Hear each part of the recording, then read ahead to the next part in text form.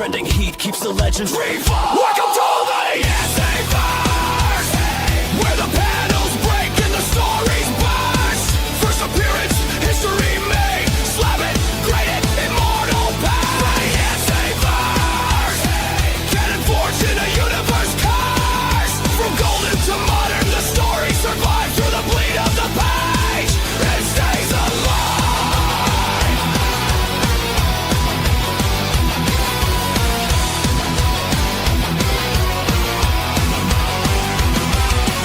Flip that spec, pumping dumb dreams. Holy grail whispers, tear at the seams.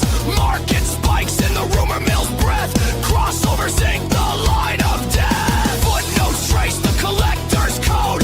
White pages pure in a mylar hold. Investment grade, sealed in a tomb, but the panels still scream, they boom. Back issue fire, collector's sin. Every variant cover pulls you back in. Welcome to the IzzyVerse, where the panels break and the stories burst. First appearance, history made. Slap it, grade it, immortal past. IzzyVerse, canon forged in a universe cursed. From golden to modern, the story survives through the bleed of the page. It stays alive.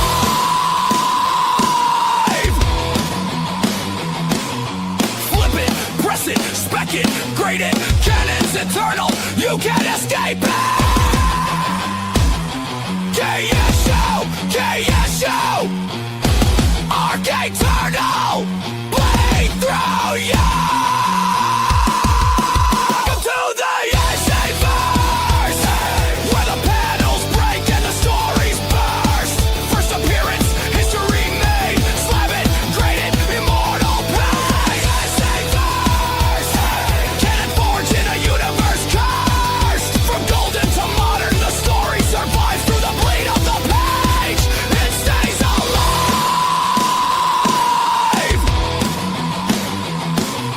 Flip it, press it, spec it, grade it. Canon's eternal, you can't escape it.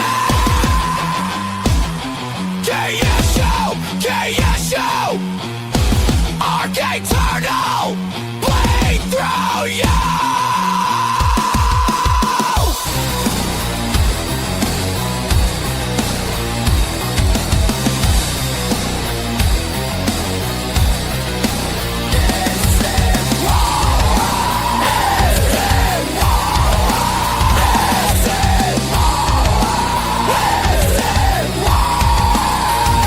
Welcome to the IzzyVerse, where the panels break and the stories burst.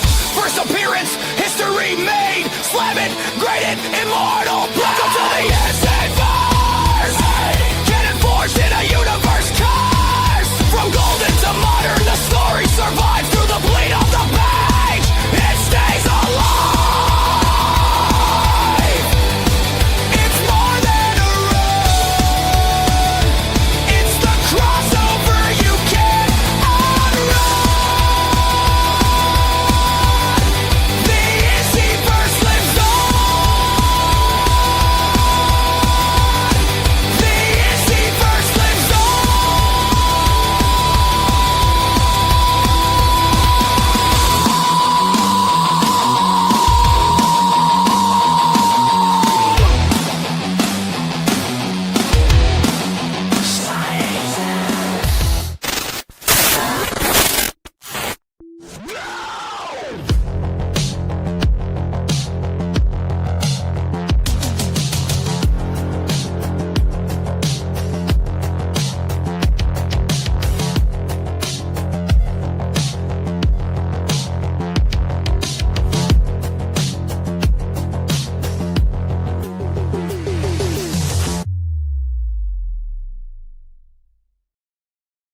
And good evening, and welcome to Not the Sketchy Show.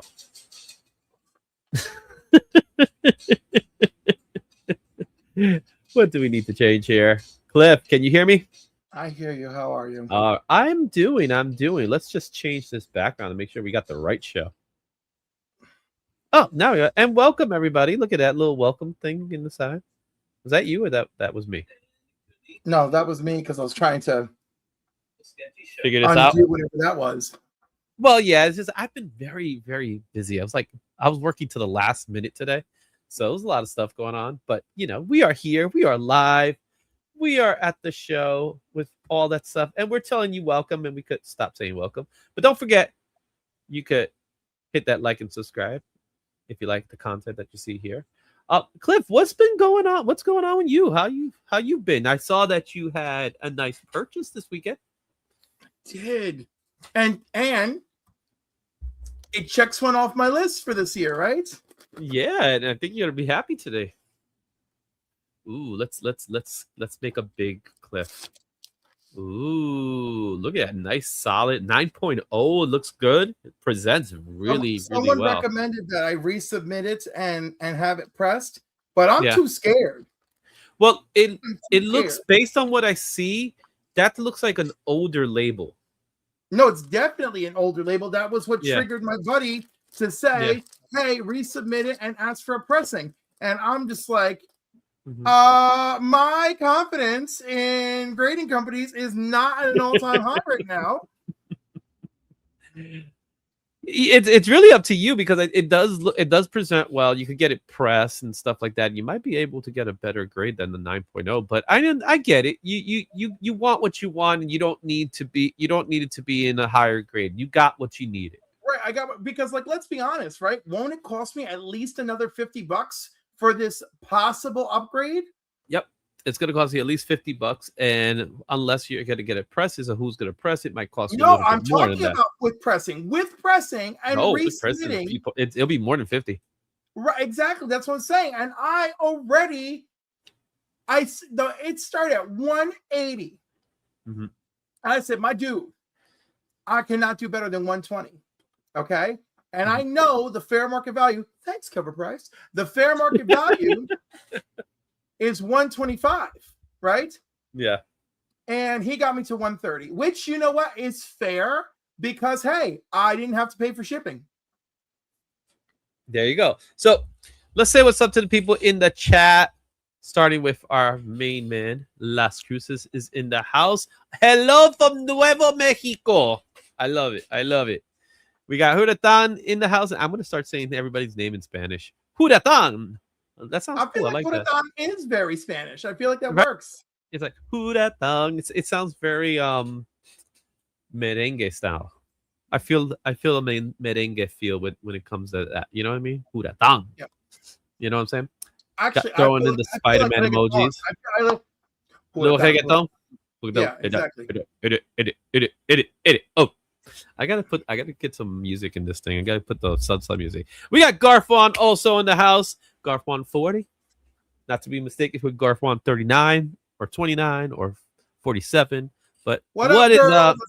What up, girl? My boy Freddie Gago is in the house. Yeah, yo, what's up, Jordy? All the way from California, if I'm not mistaken. You're still out there, right?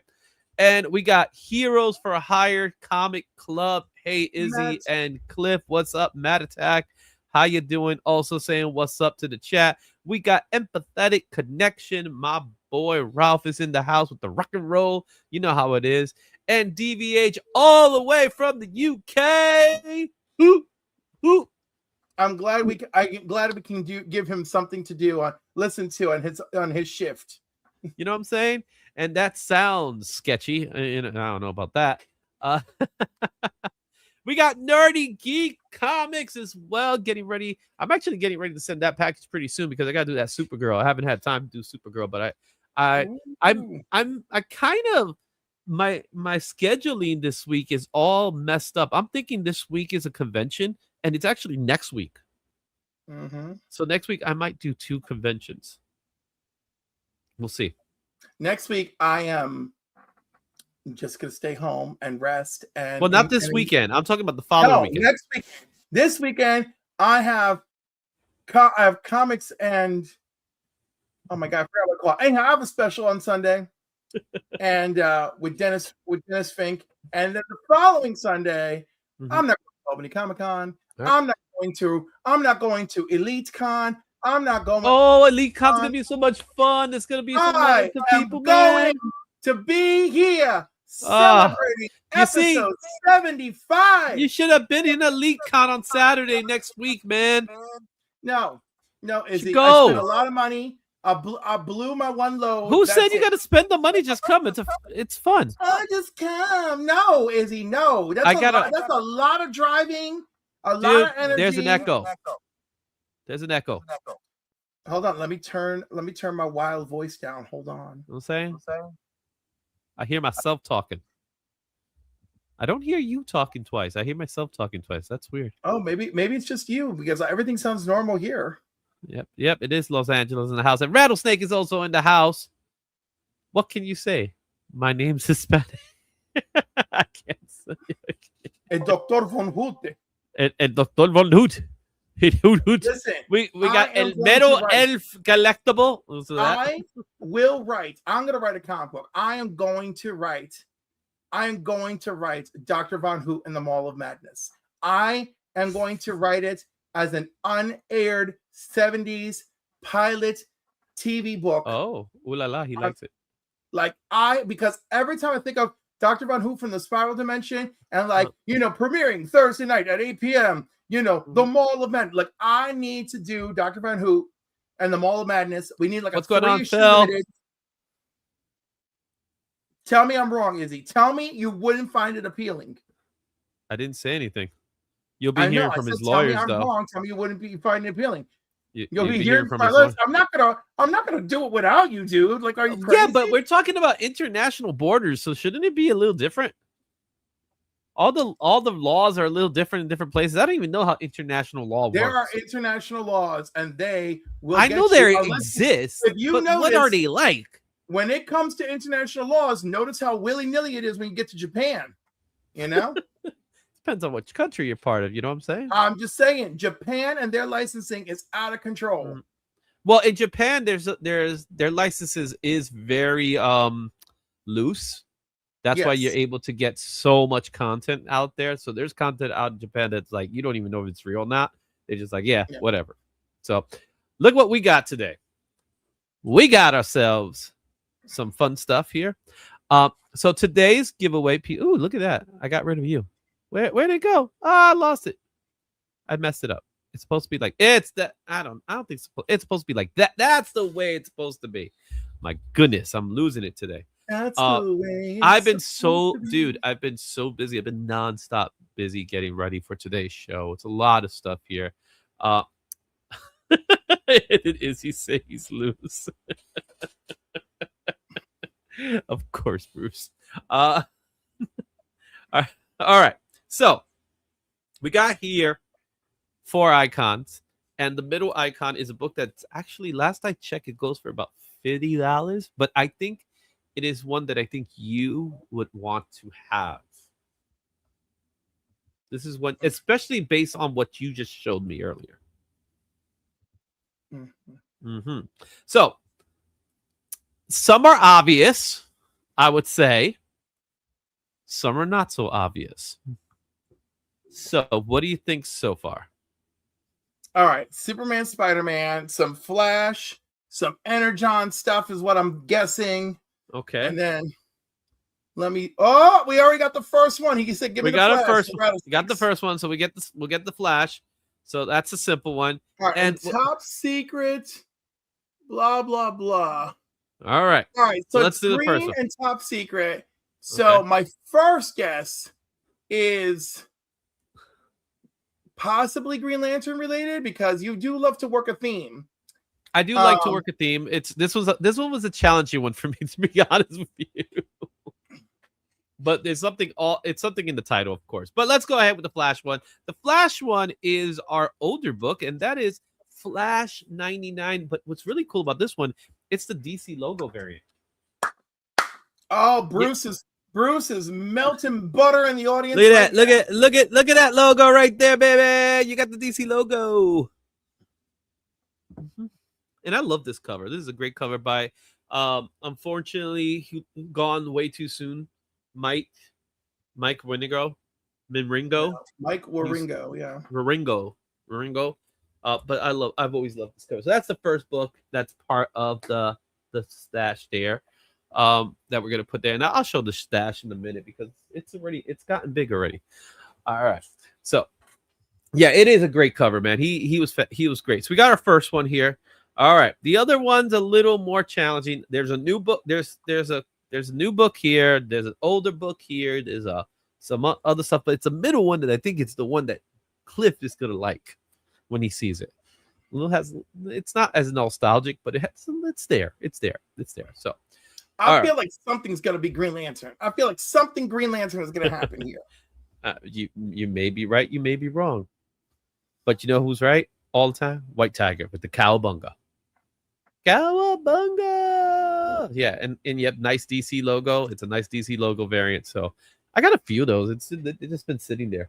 All right, we got a lot to talk about today. I might have over prepared for today. I love that. Right, I might over prepare for today, but I'm looking forward to hearing your thoughts on certain things that we're going to talk about. I am powerfully fired up about one thing, and I am powerfully. I'm currently you powerfully alert. Powerfully wired for a second item because the second item is just tied into my festering disdain for what I like to call stupid bullcrap we wrap ourselves up in this community. Make it a segment. Well, I have no idea what you're talking about, but we'll find out soon enough, guys. There's a whole lot of stupid bullcrap, and you're going to find out. In fact, let's cut to the chase, people. Guess what? What's red and green and flies like a bird? It's running at the freaking circus. Okay, we'll talk about that a little bit later, but we do have Nerdy Geek with the $5 super chat, secret clearance, so access granted. Right when they do this right when I exit. So now I gotta put this thing back up, but that's okay. I'm all right with that. It's back up. Let's put it back up. There it is. And they went with the top secret. You know, I kept it as obvious as I possibly can, but sir, it is not a Green Lantern. It is actually a foily. It is Secret Wars #1, the facsimile edition, the foil, which was a top secret. That's all I thought of. Top secret. There it is. And look, it's so foily, you can't even see it. Woohoo! So you got 2 books in. We got 2 books in. But again, it's the last book that I'm really happy for. The last book is the one I really want to get to. All right, let's get back to where I need to talk about with you. And let's get into the headlines for today because we got some good ones. We got some stuff we need to talk about. So let's do that now. And let me just get this prepared for you guys first because we got some, again, we're going to be talking about multiple things today. So let's do this and let's do our headlines.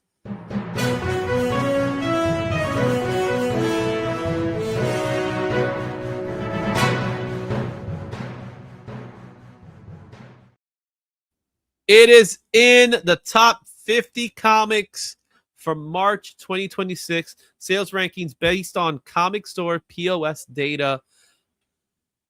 Number 1, at no surprise, is Superman Spider-Man #1, the DC comic rendition. That one came in number 1. Daredevil #1 also came in number 2. Absolute Batman at number 18 at number 3. Batman 7, DCKO. Marvel Team Up, the facsimile. Lobo #1 came in 7th. I'm a little shocked that it came in 7th, but that's fine. Absolute Superman 17. Amazing Spider-Man Death Spiral issue 23. Absolute Wonder Woman 18. I mean, how can you even be the slightest bit upset or when you? I wish it was higher. Wow, DC is really dominating this top 20. 1, 2, 3, 4, 5, 6, 7 DCs. You could count the Superman, Spider-Man as a Marvel. Right, so 6.5 DCs but there's another Marvel team. team up. But don't forget the Marvel Team Up is also a Marvel book. It's called Marvel Team Up, published by way of Image. Well. So according to White Tiger, a facsimile should never be a top sale listed. Well, it is. You're talking about the Marvel Team Up, right? Marvel Team Up 14. All right, so it has to be. It has to be with all the books that was because they gave us multiple brand new covers, including a McFarlane, And right? that's the one that really took it over the ledge. But they also gave us a blank. All right. Mhm. And to top it off, this was a very this was a underprinted book, period. Right? Whoa, what just happened? It just got to Garfield. There it is. All right. Underprinted book, right? Mhm. So I'm gonna give it to them. Yeah. It's fine. Once in a while, I feel like this was a facsimile done properly. As usual, I feel like Kirkman, Mark Spears, these guys, everyone cares. And I get so angry when people misinterpret me. All right. Lots of people care, but these people care and have control. Mark Spears controls his product. Okay. Kirkman controls his product. Okay. And I support them. All right. Brett Bean controls his product. All right. But everyone else, all the other people, everyone's ass you've ever kissed at Marvel and DC. I'm looking at you, Scott Snyder. They can care all they want, but they do not have control of the product. They do not. Okay. Because let me tell you, if we could have those phenomenal blind bag assortments that came out from Kirkman and Spears, and yes, I know these were not perfect. I get it. But again, smaller ships cranking out for the people. All right. I mean, there is no reason that just for the hell of it, for the fun of it, that 10th printing of Absolute Batman couldn't have red foil on it. Why not?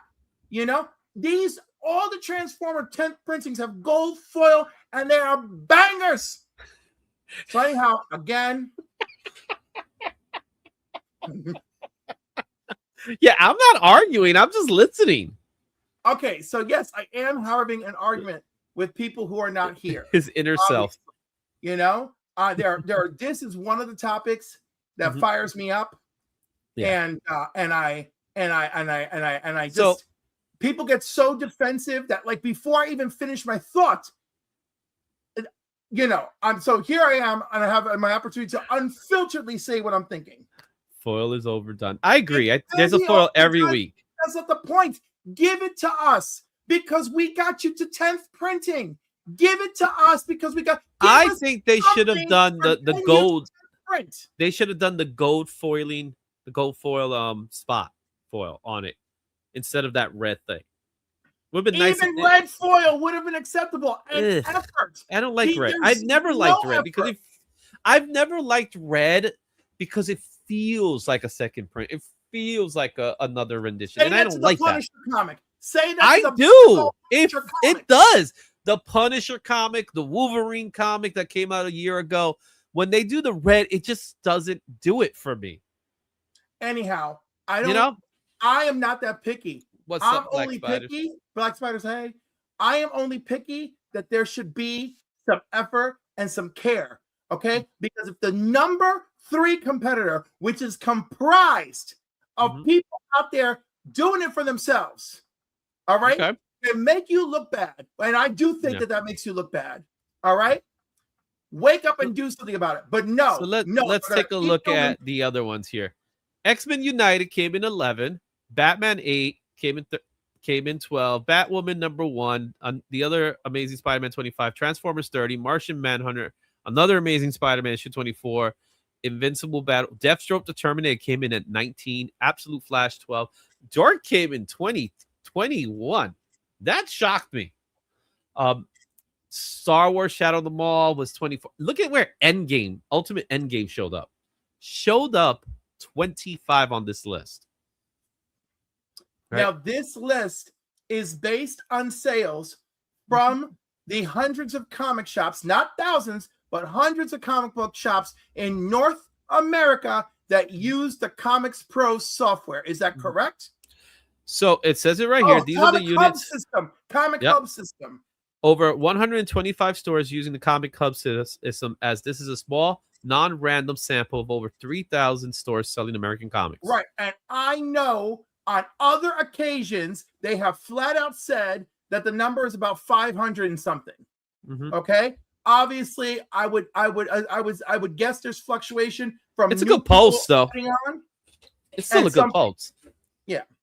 It's a pulse. It's a pulse of what's going on. So there you have it. So is there's a good that one. pulse, but then some people see stuff like this, and when I say see stuff like this, I also mean when you read Comics the magazine, okay, because they use the info that they pay for to access from ICV2 for their data, only for me to be arguing with the Legion of Comics of the world about, how it's done, But anyhow, I think he's still, is Mark still on now? I think he might still be on. No, he probably is. He probably is. Probably we're here.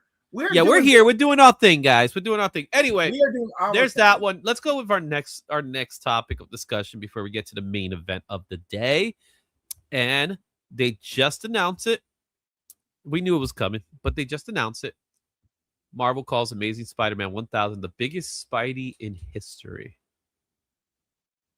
I wonder if it's going to be the biggest Spidey turd in history or what. So here's the summary. I love summaries. Marvel teases Amazing Spider-Man 1000 as the biggest issue in Spider-Man history with the full reveal due tomorrow. Amazing Spider-Man 1000 caps Marvel's year-long countdown promoted as the first Marvel series to hit 1000, obviously. But, they speed through it. We all know that, right? Joe Kelly builds towards Amazing Spider-Man 1000 with Peter, Aunt May, and a family secret set to change everything. Ooh, what's going to happen? Mary Jane's his sister? Oh, ew. Well, it's a family secret, apparently. Marvel has framed Amazing Spider-Man 1000 as a major... Because the cousin we just met. Yeah. Oh, God.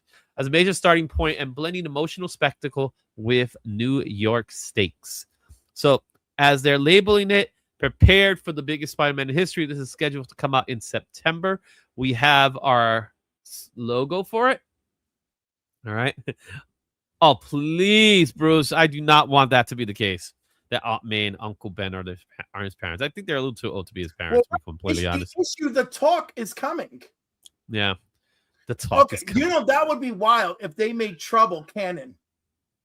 Oh, God. So, Amazing Spider-Man 1000 is an upcoming milestone. Marvel has been heavily promoting the issue as a major event, marking it as the first Marvel series to reach 1000. The countdown officially began September of 2025 with Spider-Man 11. Key elements of the lead-up include Lee Bermejo's Amazing Visions variant covers. Oh, look at that. A series of 25 hyper-detailed variant covers depicting key moments in Spider-Man's histories, starting with his origin and early villains. Joe Kelly's run has involved Peter Parker returning from cosmic adventures, which I never like when Spider-Man does cosmic adventures. I'm sorry. I just don't. Including Death Spiral Venom crossover, which also reveals Peter Parker had an unknown cousin, a banker called, I think that's a typo, banker called Crane. Wow, that's so original. And heading towards the upcoming Amazing Spider-Man 31, which features a huge emotional conversation between Peter and Aunt May about a long-hidden family secret. Kelly has described it as heartbreaking, honest, and something that changes everything for their relationship. A previous child by May and Ben was given up for adoption, or are they just cousin? Peter's original? First of all, they better not be the original parents, because you're gonna piss off a lot of people in doing that. No, I don't think they're the original parents, but I think it's scandalous enough that Aunt May and Uncle Ben had a kid. Oh, I don't think that's scandalous enough. If you read that original story that they did back in the day. No, because that story was removed from continuity because it bugged everybody out. But yeah, now, but they're still gonna do it. Imagine that they are bringing it into continuity, like I said, but only for Peter to have a cousin. Mm-hmm. So he has a cousin. Wow. God, okay. Bruce, but who is the cousin?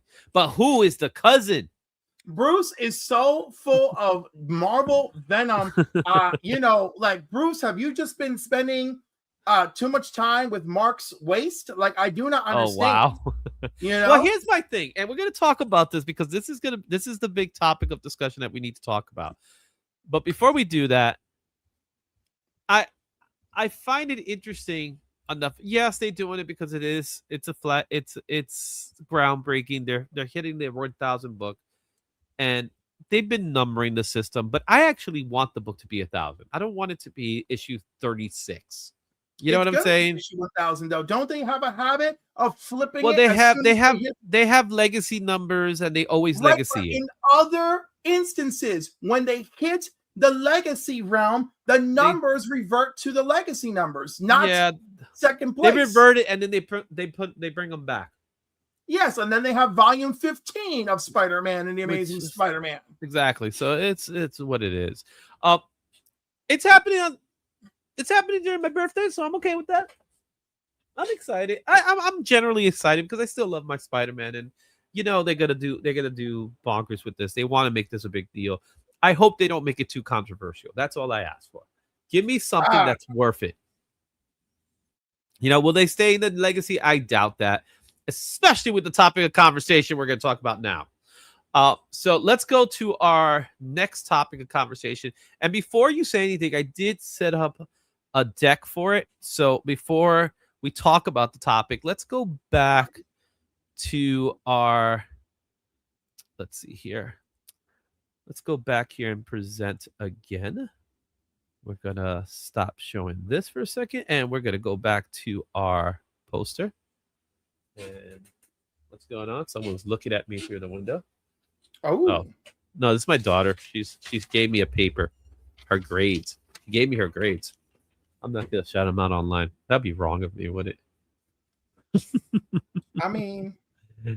she gave it to me now, right? Charlie Brown and Peter are cut. Yeah, Charlie Brown could be his cousin. I can see that. All right. So this problem of criticism of Marvel is not hate. Sorry, pretending Marvel is doing fine. It's just we're gonna talk about that.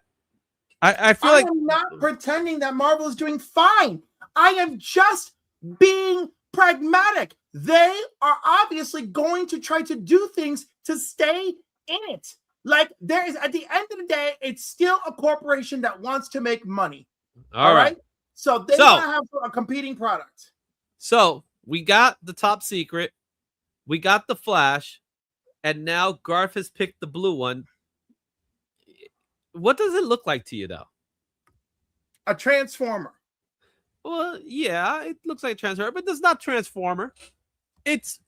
I call this very mech. And if it's mech, what could it be? RoboSuit Gundam. There you go. No, it's Absolute Batman 20. Awesome. Robins go fly. Yay.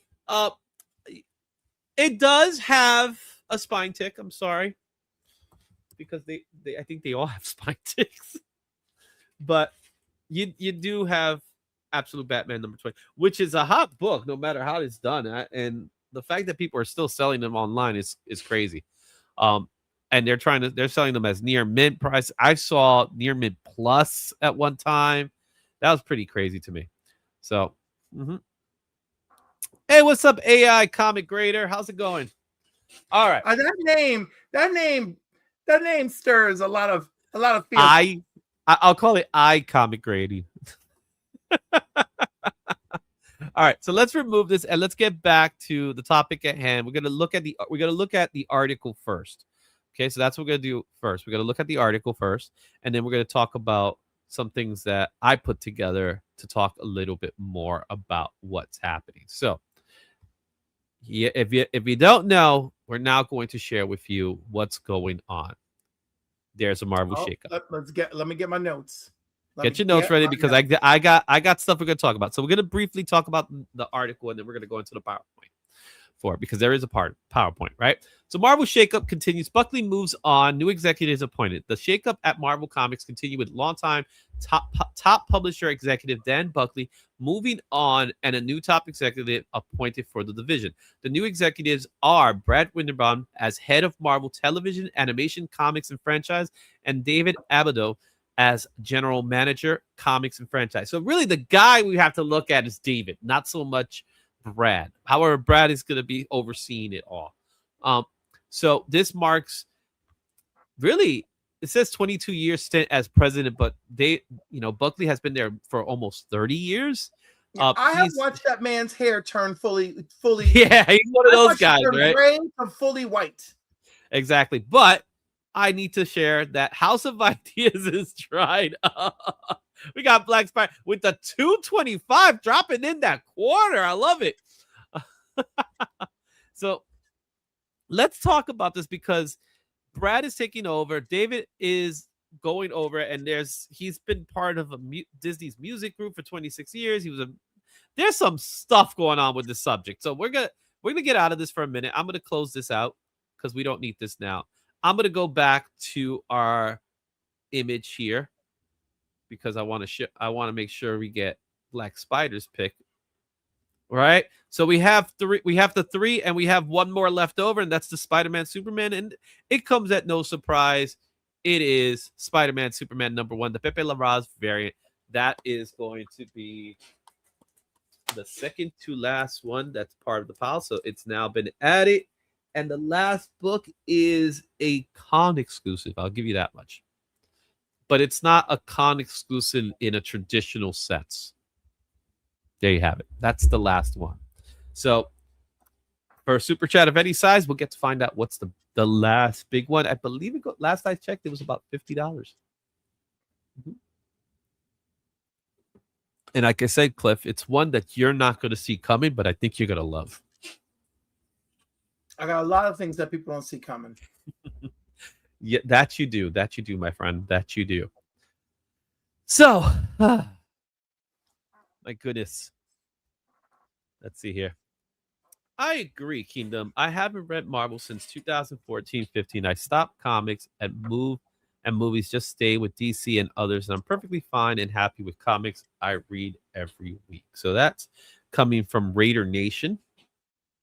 All right. Yeah, I find it hard, bro, because it is challenging to deal with this issue.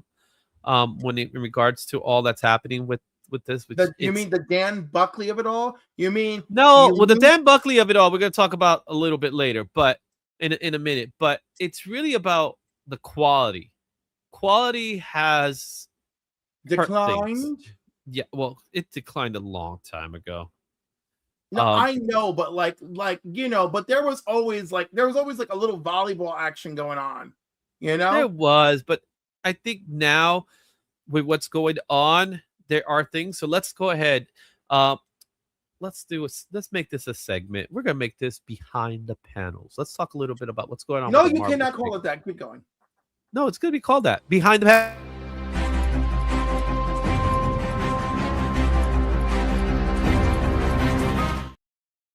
Okay, you can keep between the panels. Yes, it's between the panels. You don't get to take behind the. I already did behind the panels, and I had Tom King. I got claimed. No, it was between the panels. My bad. Okay, very good, sir. Very good. Okay, the Marvel shakeup. You guys already saw what's happening here. Let's talk a little bit about the Marvel shakeup. And yeah, there was no X-Men titles in the top 10, and everything's fine. That's not cool with me, but we'll talk about that a little later. So let's get this started, and let's talk a little bit about who's out and who's in. So out is Dan Buckley. Coming in is Brad Winderbaum and David Abido. Those will be the guys that are going to take off. So what happened here? So what happened is Dan Buckley's out. So he reportedly stepping away from his direct oversight of Marvel Comics publishing operations. All right. He has been one of the most important business figures at Marvel Comics for nearly 3 decades. Buckley became publisher in 2003 and later president of Marvel Entertainment in 2017. Under his leadership, Marvel expanded heavily into collected editions, digital comics, licensing, and multimedia synergy with the MCU. That last one's the one I hate, by the way. So before we talk about who's taking over, let's talk about him going out. What happened? So if any of you are, first of all, how do you knock out the man is an institution?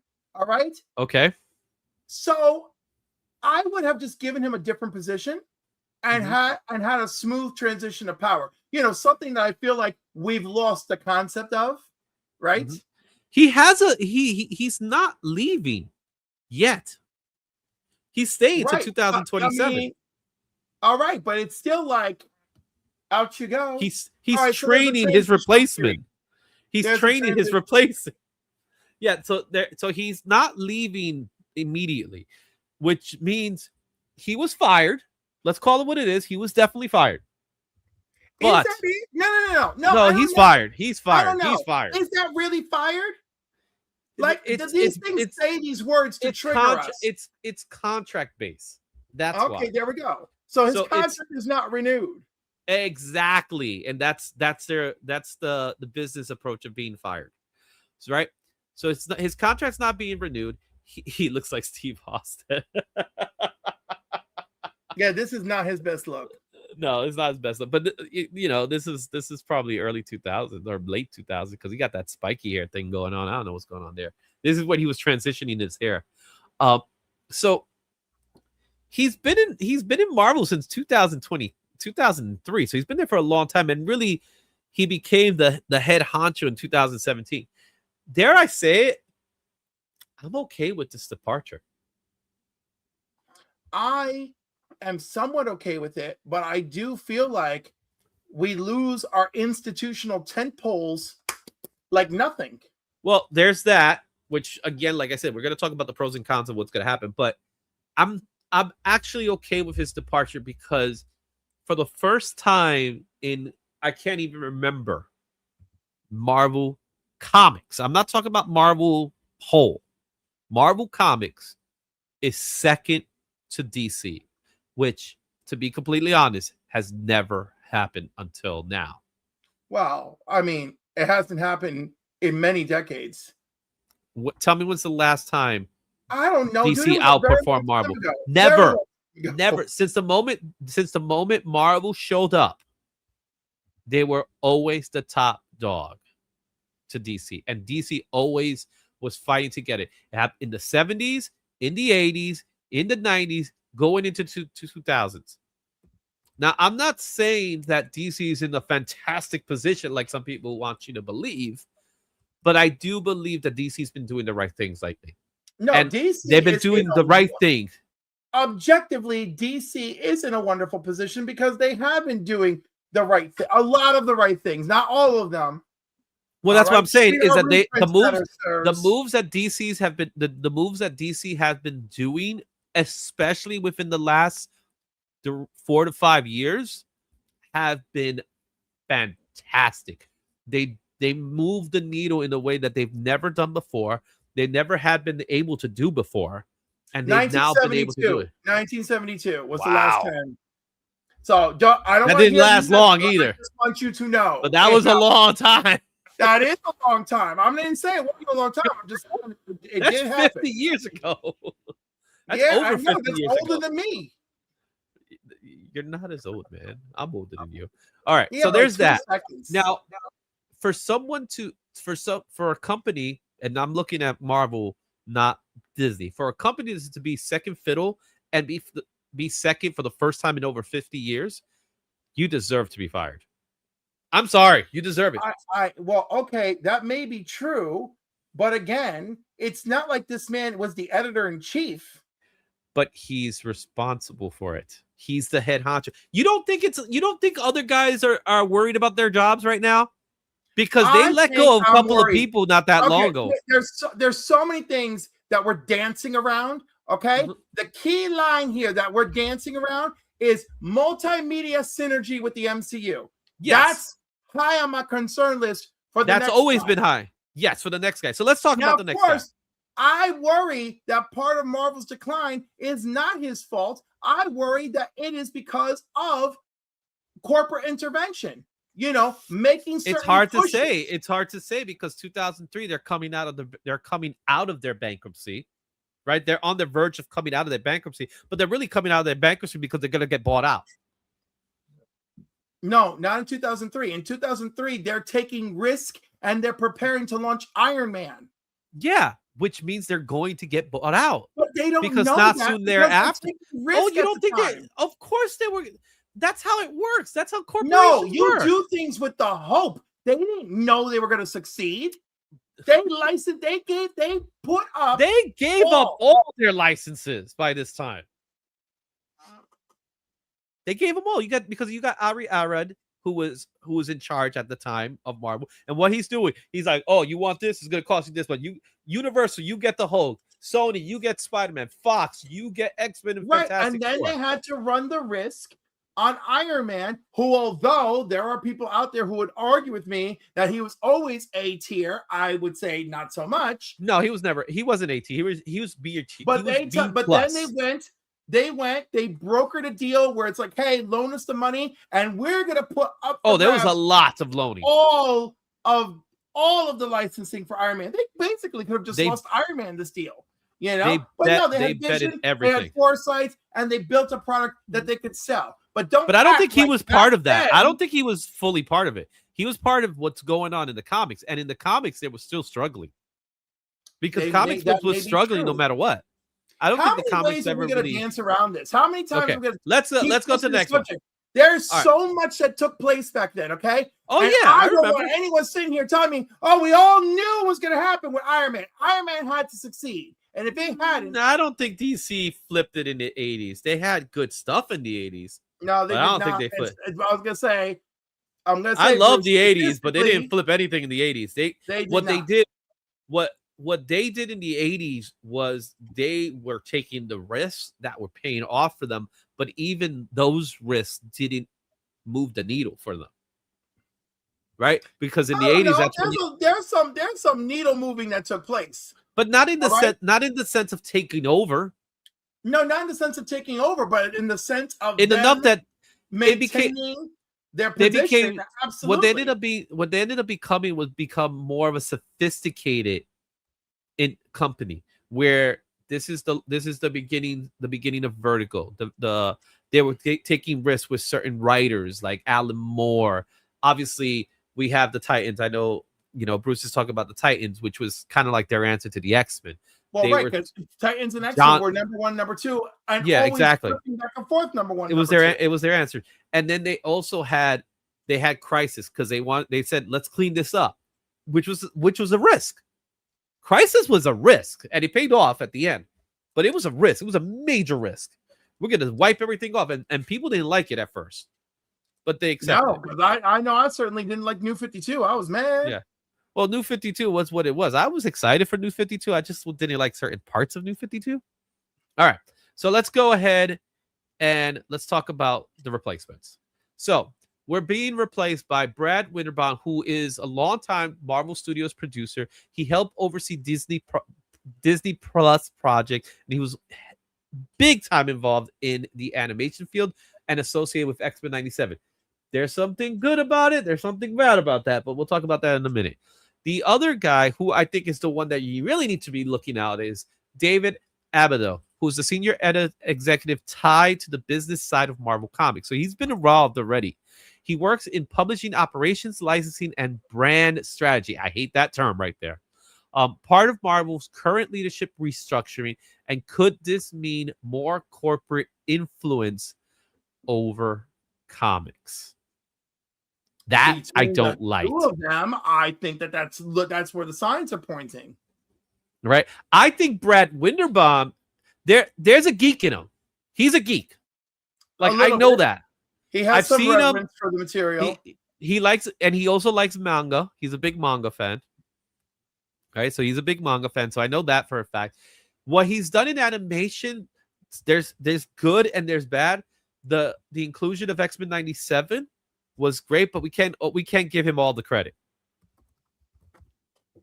No, if you know who I'm talking about, who gets all the credits. Exactly. So we'll see what happens with what's going on with X-Men 97. But he's taking, I guess he gets the love for it now. He's the guy, right? But he's also involved with a lot of the TV projects. And with being part of the TV projects, he's part of the Daredevil Born Again series. Anything, WandaVision is going to be part of him, what he does. WandaVision, Vision Quest, all that stuff. The guy I'm worried about is David. Of course he's the guy I'm worried about. He is the one I'm most worried about. Yeah. Because comics is its own industry. If he starts looking at the comics as comics and franchising, right? It's a big problem. Yep. So with that, what does this mean for Marvel? Well, first and foremost, Marvel Comics may become more connected to the Marvel Studios and Disney strategy, as if it isn't already, That can be problematic. 2, comics could gain more exposure through movie streaming and animation synergy. I do agree on that. I do believe because of the whole Disney branding thing, there's more, we see more Marvel. I don't fully like it. I like that it's available and you see it, it's out there, right? But is it overexposure? Right? 3, Marvel Comics could lose creative independence and become more corporate driven, which I think has already begun. Not already a problem. Yeah, which is not, yeah, exactly, which is already a thing. And then finally, will Marvel's balance creator storytelling over or with Hollywood influence? This is my biggest problem. This is my current problem with what might be happening at DC side. Right, except DC is handling They haven't did there yet. I don't know if DC has gotten there, but or maybe they woke up and they're like, okay, we're coming up with our solutions. We're showing that we're doing our parts, so they can leave us alone. With the purchase, with the Paramount purchase of the Warner Brothers, that's where I worry. That may be true, but again, that let's see if that purchase comes to fruition. Mm-hmm. Can you get a comic at a Disney store? The answer to that question is, I'm not sure. You know, you could get plenty of toys and T-shirts. Yeah. Right. So I did get a comic book pack when I was a kid in Orlando. Well, there's times they'll do things where they'll give no, stuff. I can't remember if the comic book pack was at a DC store or if it was at Universal because we went to Marvel Islands of Adventure. Oh no, I got the Marvel's Islands of Adventure comic pack, but that's not connected to this at all. I know. I'm just reflecting. I'm reflecting on the past and how they may use it in the present. Heaven forbid. So let's start off and talk about how this could be a good thing. And again, could be is the key term here, right? How this could be a good thing. Well, 1, Marvel could become more organized and connected across comics, movies, TVs, and games. That could be a good thing. Stronger synergy may bring new readers to comic shops through MCU and Disney Plus. Again, possibility. I'm not saying that's a reality.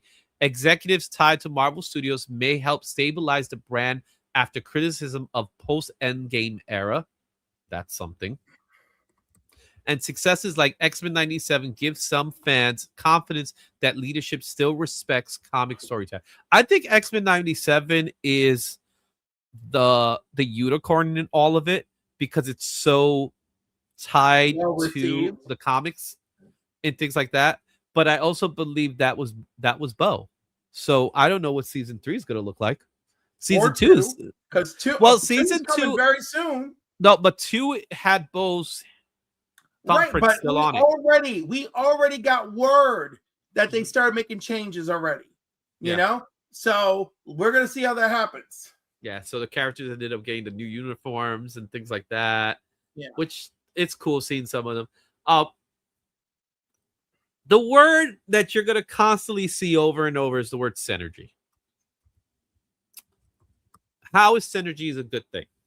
Now think objectively here. I know what you want to say. Synergy is a good thing, and someone brought this up last night.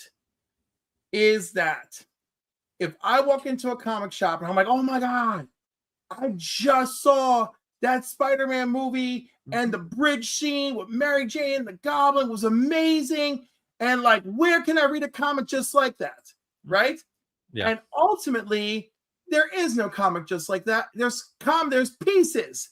So it's like, well, the bridge thing was Gwen Stacy. You don't even know who Gwen is. Gwen's the first real girlfriend. So that's over here. And then the whole thing with Green Goblin, that's over here. And the death of Green Goblin too. Like, you know what I'm saying? So like, for synergy's sake, walking into a comic shop, perhaps you could say, I want a story just like the one I just saw in the theater. And a comic shop owner could just hand you a copy. Yeah. And be like, yo, this book just came out. It's perfect for you. And I'll give you an example of synergy today. So the comic book shops, and this is very minute. It's not a big deal. The comic book shops all receive posters of Spider-Man Brand New Day, and they just released a Spider-Man Brand New Day comic book. It's not related to the movie, but it's called Brand New Day, so it's to get people wound up. Coming out before the movie, 2 months before the movie, mind you, which I think is not a good move. And that's a way to connect those two. Will it work? I don't think so. But here's another thing. Another form of synergy that you could look at is the Punisher cover that we just got. Yeah. Where you got Punisher 3 with the cover of John Bertholdt. You're seeing John Bertholdt's Punisher. You see Punisher, you pick it up. Why it's not issue 1? We got the Kingpin cover. We got the Daredevil cover. Yeah. Why it's not issue 1 though? And then you had the blind bags, the Daredevil blind bags. They actually came out at the right time. That's a one time that came out at the right time. The comic book came out, the show came out. Poof. They called it Born Again, but it's nothing to do with the Frank Miller story. Which brings up to wow, this could be a bad thing. So how could this be a bad thing? Well, fans worry Marvel Comics could become too controlled by Disney and Marvel Studios. I think that's already there. Mm-hmm. Comics may shift towards safe stories designed to support movies and streaming projects, which I think does exist. Creative freedom and experimental storytelling could become less important than brand synergy. And critics fear comics are no longer leading culture and are instead reacting to Hollywood plans. That, to me, is a big one.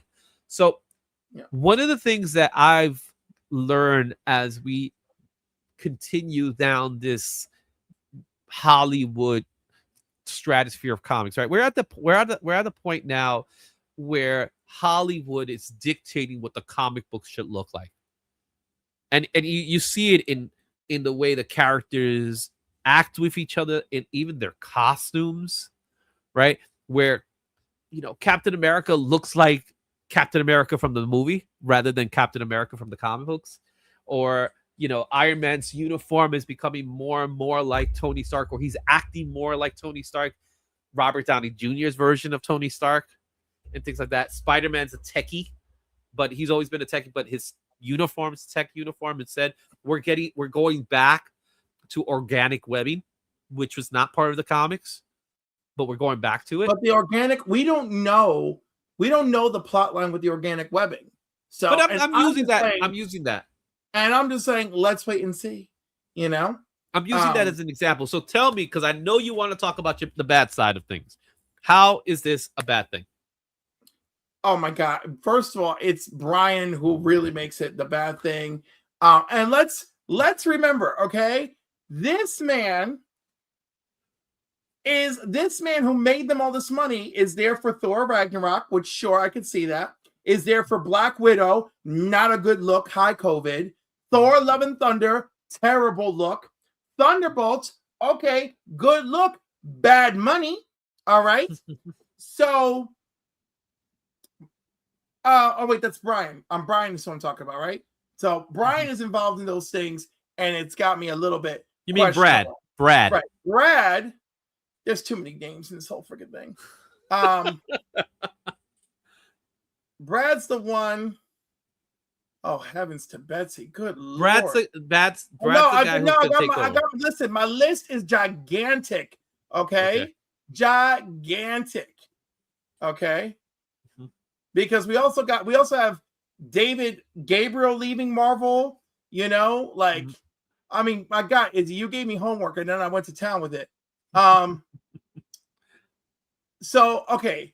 We work in the show. This is a working show. This is not just some show where we just talk things. We do studies and research here. All right. So what I'm afraid of with Abado is, and that's what I'm calling for the moment.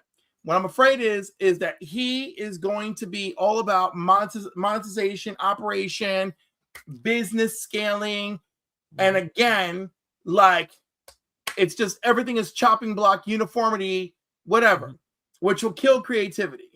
Yes. But what about streamlining? Because I'm for streamlining. There could be streamlining, but what is streamlining going to look like? I already think things are pretty ugly. I mean, I was watching a replay of myself from something the other day, accidentally, right? Because the videos just kept going, and then it was like, oh, it's me talking. And where I was saying, we're streamlining comics, but what? We're one quarter of the books on the wall are Batman for DC, and then another quarter is Spider-Man for Marvel, and then we have everything else. You know? Yeah, but that's not the type of streamlining I would like to see. I know, but that's the type of streamlining I'm afraid of. These are the known sellers. They're the known performers, and they're going to be the thing we use to drive, right? That's what I'm afraid of. So there is a thing of having a Batman or Spider-Man book every week, right? Because they've done it. And they've been doing that for years. It's nothing new. You know, we've had back in the 80s, there were tons of Batman limited series, but you had Batman Detective. Then with Spider-Man, you had at one time you had 3 books, maybe even 4 at one time, where you had an ASM, which is the flagship. You had Spider-Man, right? Spider-Man the comic. We have Web. You had Spectacular, and that kept a book a week. Right, so you had a Spider-Man book, but what was cool about them is that they were all from like different perspectives in a way, where it kind of felt cool. Even Superman at one time was 4 books, right? During the death of Superman, there was 4 books. So that's that part here. However, Superman, that's called the Triangle Years. Yeah, the Triangle Years, but those were connected, and at times they would tell the story together, and they would have their summits where they know what each other is doing. My problem is that there's so much of everything now that you can't just focus in on something. And I think what we need to do is we need to get rid of the minutia. We don't need 500 X-Men titles. X-Men sells, they still sell, but we don't need 500 X-Men titles. Not in the top 20. That's a big one. Yeah. We need comic books that are, you could have someone with it. That person has to be a big character to have more than 2 books. There has to be. There's characters that don't need it. We are not poor. What we need is a level of consistency, and we need quality. So I'm all for get rid of all these damn event crossovers that we don't need. Get rid of them. We don't need them. We don't need multiple crossovers. If you're gonna give me a crossover event, one, it needs to matter. And it should, my personal thought, every 3 years is probably a good way of looking at it. Though I don't think they're going to go that route because crossovers make money. Let's be honest, they make money. No, and I'm fine with it. When crossovers were being brought back, I was enjoying it, and then they beat us over the head with it, and it was like, okay, that was enjoyable, but they don't need to be every 7 months. But they don't need to be on. We're at the point that they're on top of each other. No, they are. Like the double. And by the way, it's not like a double crossover has never happened before. Yeah. Because it has, and sometimes that could be and if you play it right, it can be interesting to have an Acts of Vengeance taking place during an Inferno, right? Yeah. But that's when you play it right and you've got everyone on board together. Yeah, but those were pockets. They were pockets. Right, but there are issues where Acts of Vengeance was so weird. It was the weird one. This is a crossover for X, Y, and Z, and you're like, oh damn, what's going on in here? Yeah. So there was that. You remember the annual crossovers? Those were fun. Those were fun. Okay, so my favorite, Atlantis Attacks. Yeah, Atlantis Attacks. That was every Marvel annual. The Evolutionary War. The Evolutionary War was fun. But see, that became 4 titles. So in that era, immediately from that era forward, for a while, we were getting 4 titles would do a crossover. Yeah. So like 1 year was like Guardians, Thor, Fantastic Four. And I forgot what the last book was, like Deathlock or something, and like that was a crossover. Your Mutants always had a crossover. They fought Proteus together, and there were 3 issues in the series, so it was like a 3-month event. That's how it is. Like the Infernos, the Fall of the Mutants, Extinction Agenda was a little different, but they were 3-month events, so they happened within a 3-month period, and you knew when they would happen, so you prepare for it. But then you got watered down by it.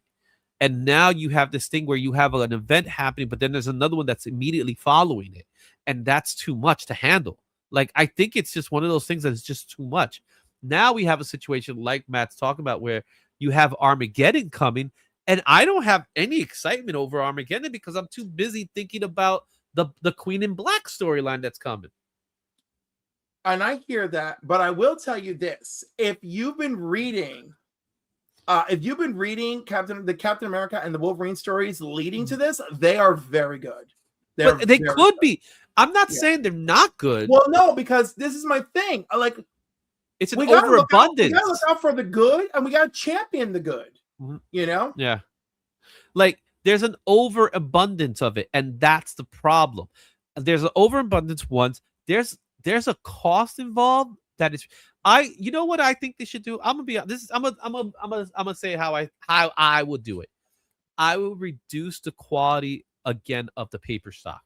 Go back to old school paper, right? You know what? If there was a financial benefit to that, Yes, they probably would have, but I don't think that there is. I don't think there probably isn't. But go back to paper quality that's cheaper, because comic books are meant to be the original intent of comic books was to be thrown away and go, and handed out to friends and family. That's how it grew. So I say make the paper quality lesser. It doesn't have to be bad. We're not talking about, Marvel chipping of back in the 60s. We're talking about, I like the paper quality of the 90s. I like the paper quality of the 80s. I think that was cool. There were certain books that had a better quality paper and that were slightly a little more in price. That was the Baxter. That was the Baxter era. Yeah, exactly. So they'll do things like that. And you could keep the cost down, make comic books more affordable, because the problem is people don't buy comic books the way they did back then. People buy comic books because there's a collectability aspect to it. Now, there are people that buy comic books because they want to read comic books. And then you have the digital readers, which only aligns to 5% of readers read digital. 5%. It's not a big number. And a lot of those 5% also still buy the books. But now there's a problem with piracy with comics. So I can see that becoming an issue. It's becoming a bigger issue day by day with piracy in general. So that's a thing. And yeah, just like Matt's saying, the new Swamp Thing was an older style paper, and DC, they still see that's the problem. When you charge that much, that becomes the issue. But a comic book should always be affordable. That's how I feel. It goes back to that concept, right? The price gouging needs to stop. The overabundance. $10 comic books is ridiculous to me. Just ridiculous. Comic books should not be $10. I mean, again, if it's an 80-pager, I almost understand. But just the fact that, like, oh, look, we slapped some BS on it. It's $10 and that's it. Yep. So let's go off here. So what's the positive? What's the negative of this? The positives: bigger audience, stronger synergy, more support for shops, MCU hype, boost key sales. We could see that. That does happen on occasion, right? So, when the MCU movie comes out, let's see what Doomsday does. Like, honestly, will Spider-Man do something? Will it move the needle? I don't know if it'll move the needle as much, but will it? I think Doomsday might, but I'm not sure if it will. Movie fans entering comic stores. I think at this point, it doesn't really happen anymore.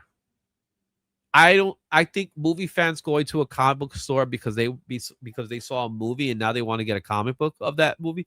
I think those days are gone. My personal thought. Right. Lastly, easier entry points for reader. That's what we need. And I'm not talking about making number ones.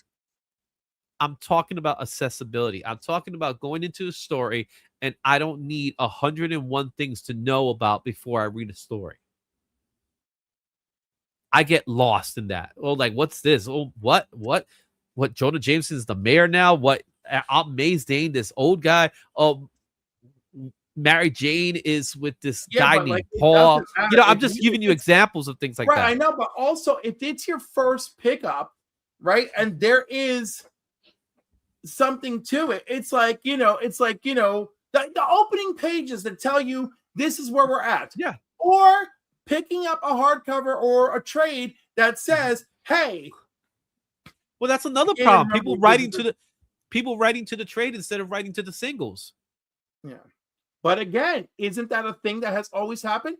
And by the way, it's not like attempted synergy has never happened. I remember when Daredevil the movie came out and my former LCS, Stonehenge, he ordered every freshly released trade for Daredevil. When I say freshly released, I mean they picked all the classic stories, Yeah. like Death of Elektra. All those came out in trades to correspond with a movie that no one, and by the way, this LCS was 2 stores away from a whole theater. All right? Yeah. And no one ever came looking. No one ever said, oh my God, I just got a Daredevil and blah, blah, blah. Now, of course, Daredevil's not a great example because I don't think a lot of people love Daredevil, but it didn't happen with Daredevil. It didn't happen with Spider-Man. It didn't happen with Blade. Nobody came looking after going Oh, to it definitely didn't movies. happen with Blade. It didn't happen with Blade because no one knew Blade was a comic book unless those people, unless you knew. Yeah, and sure you didn't get the handful of people who know, and it's exciting or whatever. But let's talk about this comp. So let's do the $10 small trades like DC does, the compact editions. I believe that is something that DC is killing it at. But DC learned that from following manga. Cheaper quality paper, compact so it's smaller, and compressed so it becomes like a trade. They sell like crazy, and Marvel still hasn't really done that. They've done something, but they're still the books are still like $20. They make smaller versions. I saw the other day. I saw Daredevil Born Again. Like match the price points. You Yeah. know? So Daredevil Born Again, it was in the shop. It was slightly smaller than your average comic book size, but it was still going for $12. No, $15. I take it. It was going for $15. Why couldn't it have been $10? Mm-hmm. Yep. I do not know. They are doing smaller trades, but they're 14. You see, they want to milk the money out in a time that people don't have money. So here's the negative. The negative: less risk-taking errors. Gone are the days of the Claremont X-Men's, the Frank Miller Daredevil, Spider-Man's, Kraven's Last Hunt. Those are stories that resonated. Those are stories that people go back to this day and they still read. We have Daredevil Born Again based off of Frank Miller's run from the 80s. They utilized the title Born Again, even though it's not really about Frank Miller's story, more about the other story that's going like Chip Zdarsky's storyline. But we don't really have that anymore today. It doesn't really exist. It's there, and I'm sure there are stories that you could go back to, but no one's pointing to those stories like they used to. All right. So there's that. MCU alignment and safer storytelling will damage the brand. Marvel is no longer a comic book publisher. It is a brand. It is a Disney brand. The whole reason why Disney bought Marvel, and I'm going to call it as it is so they could have more boys going to their movies. Because all their stuff was really targeted towards girls or young children. It really was. Mm-hmm. Yep. How's compact books bad paper? I wouldn't say they're bad paper. I'm saying they're less quality paper. Yeah, lesser quality paper. Yeah, it's lesser quality. It's like more like a newsprint style paper as opposed to the quality paper. All right. But I was gonna say the ads thing is legit, yeah. Do something with that revenue. Yeah. Marvel Comics becomes more of an IP farm for Disney corporate. That is the biggest one to me. Yeah, that to me is bad. By the way, that also, if you think we have variant fatigue now, if it goes this way, it'll be variant fatigue beyond. It'll be just like, ugh. Oh yeah, that's a topic. Maybe we need to talk about variant fatigue. I think we should. I don't like IP farming. I hate it. I can't stand it, to be honest with you. Well, because I don't like the concept of characters that are being created just to make sales. Now, you may call me a hypocrite here because I know people would. I like characters like, Jeff and Simbi because of what they represent for children. Right.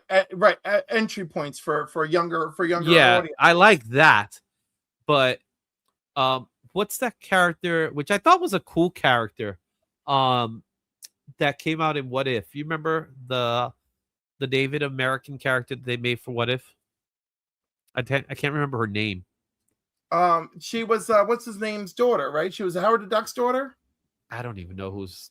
No. God. I know what you're talking about. You can't remember no. outrageous thing. No. It wasn't. No, that's a different character altogether. I'm talking about the girl that she even had her own story in What If. Oh, in the right, TV but they series. brought her in. You mean And they brought her in. Yeah, they brought her in. That kind of stuff. Oh my god, why can't I remember her name? It starts You with a guys in the K, chat, have doesn't you it? ever, what was that? Starts with a K, doesn't it? I don't even remember, to be honest with you. If I see the name, then of course I'll know it. But she's Native American. Yeah, I And know. she was I made. know. She was has, made it. and she's got this. She's got her powers came from the thing that gave Kaori. Kaori. K-A-H-H-O-R-I. She, American Dream. She's a character that was created under Winterbomb, no less, right? But she was a character so that we could have a voice in the Native American culture, like Marvel voices, right? Is that a good thing or a bad thing? It can be a good thing, but again, it's about things being done right and not done because of corporate ordinance. Or because they just want to have someone that represents a certain community. Right, because let me tell you, DC and Marvel both have excellent Black and queer characters that they don't utilize.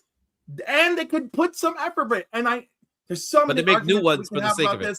But they really could put well, Black, really Hispanic, queer, LGBT, you know, they exist. They already existed. And they use the characters you have. Parade them when it's time for Marvel voices, for a DC Pride special, for a, you know, and I mean, look, they put a little more effort. We're getting a multi-part DC Pride story, you know, this year with what's her name, who was still too new to me. I can't remember her, but Dreamer is there too. Dreamer is in it too. So Dreamer and that new intergalactic chick. Yeah. Well, the IP farming system drives me crazy because then it's like, oh, now we're gonna get to see this person on TV, and the person doesn't even have a backstory. Yeah. Or they do, and it's just so the minimal. Reverse, what you just described, something with the reverse. Kaori gets the backstory, shows up on TV. But she shows up on TV and then shows up in the comics. And then shows up the comics, so we know something about her. Yeah. And that could work. That could be on the good side of things. Mm-hmm. What about the Shuri? Shuri? Yeah, Black Panther. Did that work out for them? Again, you know, she had her moment. Then she became underserviced. Then they tried to make her moment with a movie that, although I really enjoyed it, obviously you have people like those who just show up for the chat who really weren't here for it. I told you that was going to be the word of the day, synergy. All right. Synergy. All right. My personal thoughts is that it is a wait and see. Of course, it's a wait and see. It's a wait and see. We are gonna wait and see for this. But I'm not gonna lie. I'm not gonna lie that I am concerned. I am concerned. I am full of concerns. But you know what? Like Wakanda forgettable. He knows how much I hate that. He knows it. So our final discussion piece here. Is this good for Marvel Comics? I think at this point, anything's worth a try with Marvel. Are you optimistic or you're worried? Is Marvel too tied to Hollywood right now? I think there is a case to be made for that. Yeah, and also, no, let's maintain creative freedom. Mm-hmm. You know? Yeah, that's an obvious one. Creative freedom is where we get to mainstream success. You know? So they gotta find a way to fuel the creative freedom. They gotta find a way to fuel creative freedom as much as they want to be concerned with their mainstream success. All right. So let's go back to the first question. Is this good? Like, I want you to look at it as of right now. As of today, is this good? As of today, is this good? Is this a good? Would you say? I'm not giving this the thumbs up. All right. So you're against this move. I don't like this move. Okay. I don't know if the word against is what I want, but I don't like this move because I don't like what it feels like. I don't like what it sounds like. Mm-hmm. But also, I'm not genuinely clairvoyant. All right. It looks like, I think he's saying corporate move instead of coded layoff. lay him off, and fold position into an existing model. Just another drop in the layoff bucket. Oh no, it is definitely it's a layoff thing. It's definitely has something to do with being layoff. Firing decision makers. Yes, it's good. Current bosses should have been fired. That's the thing. I'm not against Buckley leaving. He's been there for a long time already. And during that time, Marvel has declined. Now, is he totally responsible for it as as the head? Wait, as the head, you are responsible. Whether it was your fault or not. It was done under your jurisdiction. I think that's a very, very simplified black and white way of looking at it. It is a simplified black and white way, but that's how corporate thinks anyway. Which is why I end up screaming how much I hate corporate America all the freaking time, you know. And again, this is a corporate America move, so all the more reason why I'm hating it. But so is DC at this point. I'm okay with the whole new crew. I know, but I have a feeling. Hi, Brian. I have a feeling that the creatives at DC are like, oh, crapola, we know the writing on the wall. Work it hard so that we produce something engaging that they can't stop it. Contribute to the pot so that they lay off of us. And it's working, in my opinion. It's working. Based on my perception of it. And again, it's only going to work if movies like Supergirl and everything that comes afterwards work. If Lancers work, and by the way, Lancers look cool. I like the way that looked cool. I know there's so many people eating Lantern Crow on the internet. I just love that last trailer. It was great, but they need to be successful in order for DC to be successful. If not, they're screwed too. I think DC's screwed. The way it might end up. So that's one of those things, right? There's no reason to make it not simple. They're bleeding money. Their comics have been for a long time. I'm not saying the word, but they've been a long time. The movies aren't propping up. Yeah, I agree with that. I think it's time for new management. However, is this the right move? That's where I'm concerned with. Mind you, I just named a bunch of movies that these two guys are involved in that were not right moves for Marvel. So concern levels remain. Exactly. So I don't think we disagree on things. I think we're looking at things from two different angles. I think it's time for Buckley to go. That's my personal thought. Say the word when it's time, and we will Joan of Arc this shit till they burn us in the streets. So I hope you guys enjoy this topic of discussion as much as we enjoyed talking about it. Because we did enjoy talking about it. Did you enjoy talking about this? This is important information, I guess we could say. Did you enjoy having this conversation? Joan of Arc. Right. We still got the one left. You know that, right? Yeah. What are you guys doing out there? Someone buy the last super chat. Buy the last super chat. We got one more super chat. Oh, by the way, if you leave a super chat of $10 or more, you will get a sketch card. He will send you a sketch card. I will send you a sketch card of your choice. You will get a sketch card. All right. And chances are on Friday, I'll probably be doing sketch cards.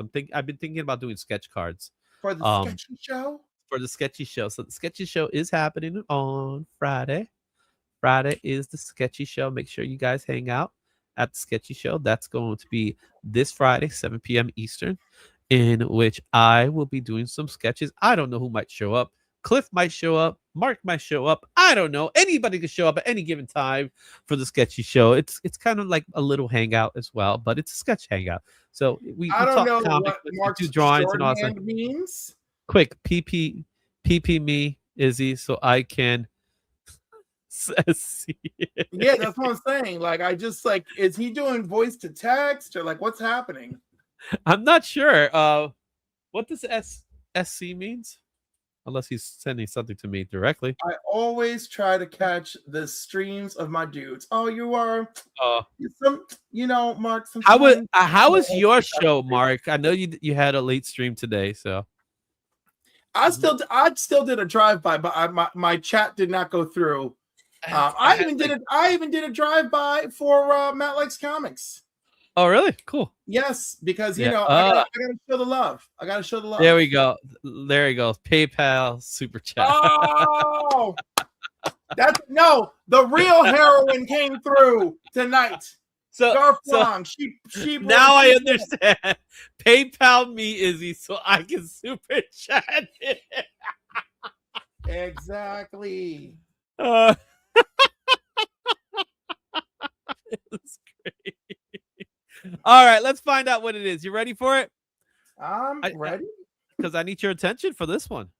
Because I think you're gonna like give me 1 second. Now we gotta wait. Does this book mean something to you, Izzy? No. Well, I'm gonna find out because it was. Let me see. Let me see. It was in my box of goodies. Why does that book mean something to me? Because it's Star Wars, and I don't know enough about Star Wars to decide what this means. I'm not a Star Wars guy like that. Oh, never mind then. All right. All right, you ready? You ready for the centerpiece? I'm ready for the centerpiece. Since we're on the topic of Robins, and we're going to be talking about Robins moving forward, I figured why not have a book featuring Robin in the cover? But not just any Robin. It's New Teen Titans #1, the 2018 New York City Comic-Con foil variant. This was an exclusive that was only given out while you were at New York Comic-Con. It was for the Titans TV show that was short-lived on DCU back in 2018. Not short-lived, 4 seasons. Yeah, well, it feels like it was short-lived. It also came with a pin. I'm keeping the pin, guys. But the comic book, whoever wins it, it's going to win it. It's actually a nice foilie. Give me that fine ass Australian young man who played him. It's okay. Wait, oh snap! Wait, what? Can I just buy that from you? You don't have a copy, Mark? I would figure you probably would have.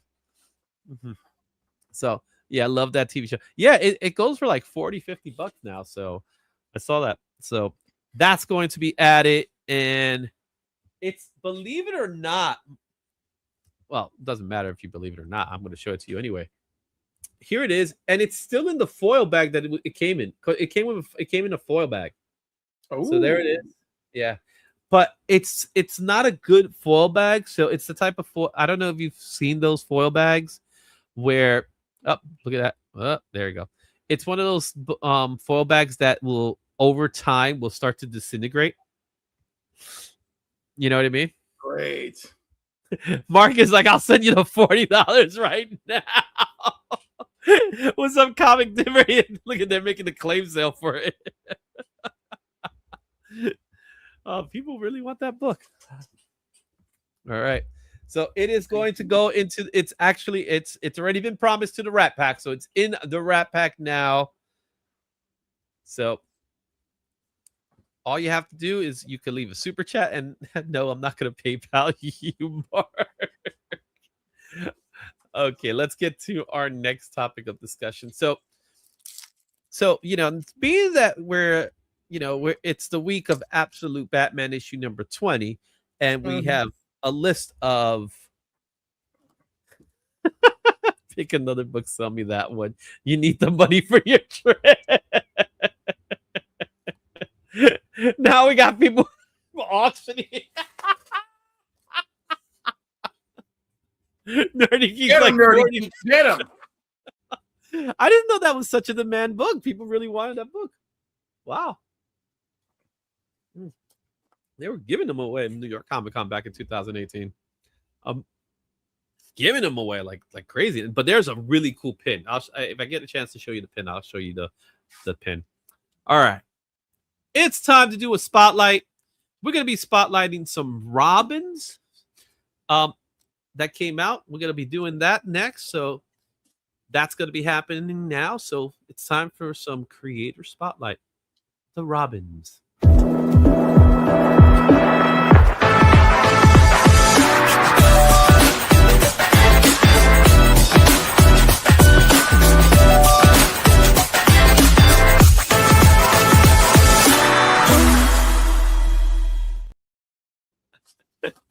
He just bought one for $9 on eBay. for you. You know what, Mark? You know what? Yeah, I love it. I gotta hand it to you. You really have a way to make $1 out of 10 cents. Just a nick. You can wait. What do you Make a dollar out of 10 cents. Make $1 out of 15 cents. Make- That's what, I almost had it. My brain is all over the place. Yeah. All right. So let's do our Robin spotlight. We're going to be looking at a total of 13 different Robins. I don't even know them all. I'm going to take it. You know most. I know Mark knows all of them. Of course. We've got All right. Tim Drake with the bow staff. We got Stephanie Brown, Yep. also known as Spoiler. We got Damian, which if you notice, Damian has darker skin like his Arab mother. All right. Mhm. We got homegirl, whatever her name is from freaking Dark Knight Returns. Really? You don't know Carrie Kelly? There you go, bitch. I knew Wow, dude, man. Give her a Front love. and She's a great center. Robin. Front and center, we have the Dick Richard Grayson. And of course, to the side there, our boy who I accuse of dyeing his hair, Jason Todd. All right, ready? Let's go to our Yes. first one. So we're gonna do some honorable mentions before we even get started with the 10 that I picked. And there's no ranking system, but even though you know how it works. All right. So the first one, I think these are some fun Robins. Jarro. Oh, that's right. Tell me about Jarro. So it's a Starro, but like Bruce kind of raised him in a jar, and it spent so much time away from the hive mind that he became his own identity, and then just started seeing Bruce as a dad. Jarro's Why? the greatest Robin Why? ever. It's pretty fun. It's cool. It has his own little cape and everything. I love it. All right. Here's one that goes back to the 90s, and that is Robin 3000. Remember that one? I do. I'd like do you to know forget anything it, about? but I remember. Yeah, it was not a great, and I'm not a fan of that costume. That costume's bad. No, but they were trying to do futuristic in a time where they couldn't have been more clueless. Look at his outfit, man. Seriously, would anybody walk around in the future like that? He's in his pajamas. Unless it's made of some super duper special material, I can't imagine. All right. And then our last Robin here is actually Bruce Wayne as Robin. So this goes all the way back from Detective 252, I believe it was. Mhm. However, they brought him back for Batman Superman. And I thought it was pretty cool that we have a Robin that was actually Bruce Wayne from an alternate dimension. So you know anything about that one? It's not coming to me. I know it, but it's not coming to me. Yeah. And I do know there's some Silver Age goodness that explains Batman having been Robin. Mm-hmm. Yeah, and it's a funny cover because Batman is holding Robin's suit. It's like, look, I'm Robin now, and I was like, Silver Age is so much. But no, fun. because the actual Silver Age is Robin is in Smallville teaming up with Superboy. Yeah, so but it's actually Bruce. All right. So those are your honorable mentions. Let's go ahead with our first Robin, and that's going to go Robin Beyond. This is Matt McGinnis, the little brother of Terry McGinnis. Yep. So he becomes a Robin. In this issue, Batman Beyond 2018 for DC Comics, we have a high sale at a Raw at $10. Now, this is not his first appearance. His first appearance is Batman Beyond #1, but this is the one that matters when it comes to him becoming Robin. So $10 Raw is the high sale for this book. This book is a dollar bin book, man. I'm shocked this is a dollar bin book. $5 Raw near mint. Check this out. I looked at the census. There's one copy in the census for this book. One. See, someone had longevity on the mind. All right, Someone he had debuts longevity as on the mind. Robin. He does debut as Robin in issue 20, but this is the first time he dons the costume. So Batman Indeed. Beyond had his Robin, and it was his brother. It's kind of cool. All right, let's go to our next. You like it? Let's go to our next one, and that is Robin Helena Wayne. This is actually Huntress. My girl, Earth 2, Helena Wayne. Yes, baby. She's Yes. there. We do see her as Robin for the first time in World's Finest issue 0. This is 2012 for DC Comics. Another very inexpensive comic book. $7 raw is the high sale of this book. It's $3 was the last sale of this book. We have no graded sales, but we do have 14 copies in the census for this book. Paul Levitz, Kevin Maguire. It was a good time. It was a good time. It was a cool book. I hate that DC logo though. That DC logo just never. No, I was not here for that DC logo, and of Where course, were you? I was not here for the new 52 of it all. There are things I did enjoy, and I struggle with that. Well, here's something funny about the DC logo, because we mentioned it earlier with Marvel. The DC logo that they created, and I'm not kidding you when I say this, they created so it could build synergy among its different brands of DC Comics. Right, because the different brands would have a different color fade. You know, it had a different color fade, and it was supposed to be like a page turn. They released a promotional video on how they wanted to use that logo. Yeah, I seen it. And it went nowhere. It's an ugly logo. Yeah. I hate, like, I know Mark thinks it's fun, but it's ugly. It, to me, is the worst logo I've ever seen. It's not great. It's not great. I get where they were coming from. That I do get. I do get where they were coming from with the synergy, right? Hashtag synergy. All right. I get where they're coming from with that logo, but I can't stand that logo. The more I look at it, the more I hate it every day. Anyway, I was never one for that. Never one for that. Yeah, I never. But it's cool to see this book. Another book that you could get in the dollar bin right there. So World's Finest 0. We got the first appearance of Huntress Helena Wayne as Robin. 14 copies in the census. So if you're interested in getting this graded, you might be one of the very few that has a copy.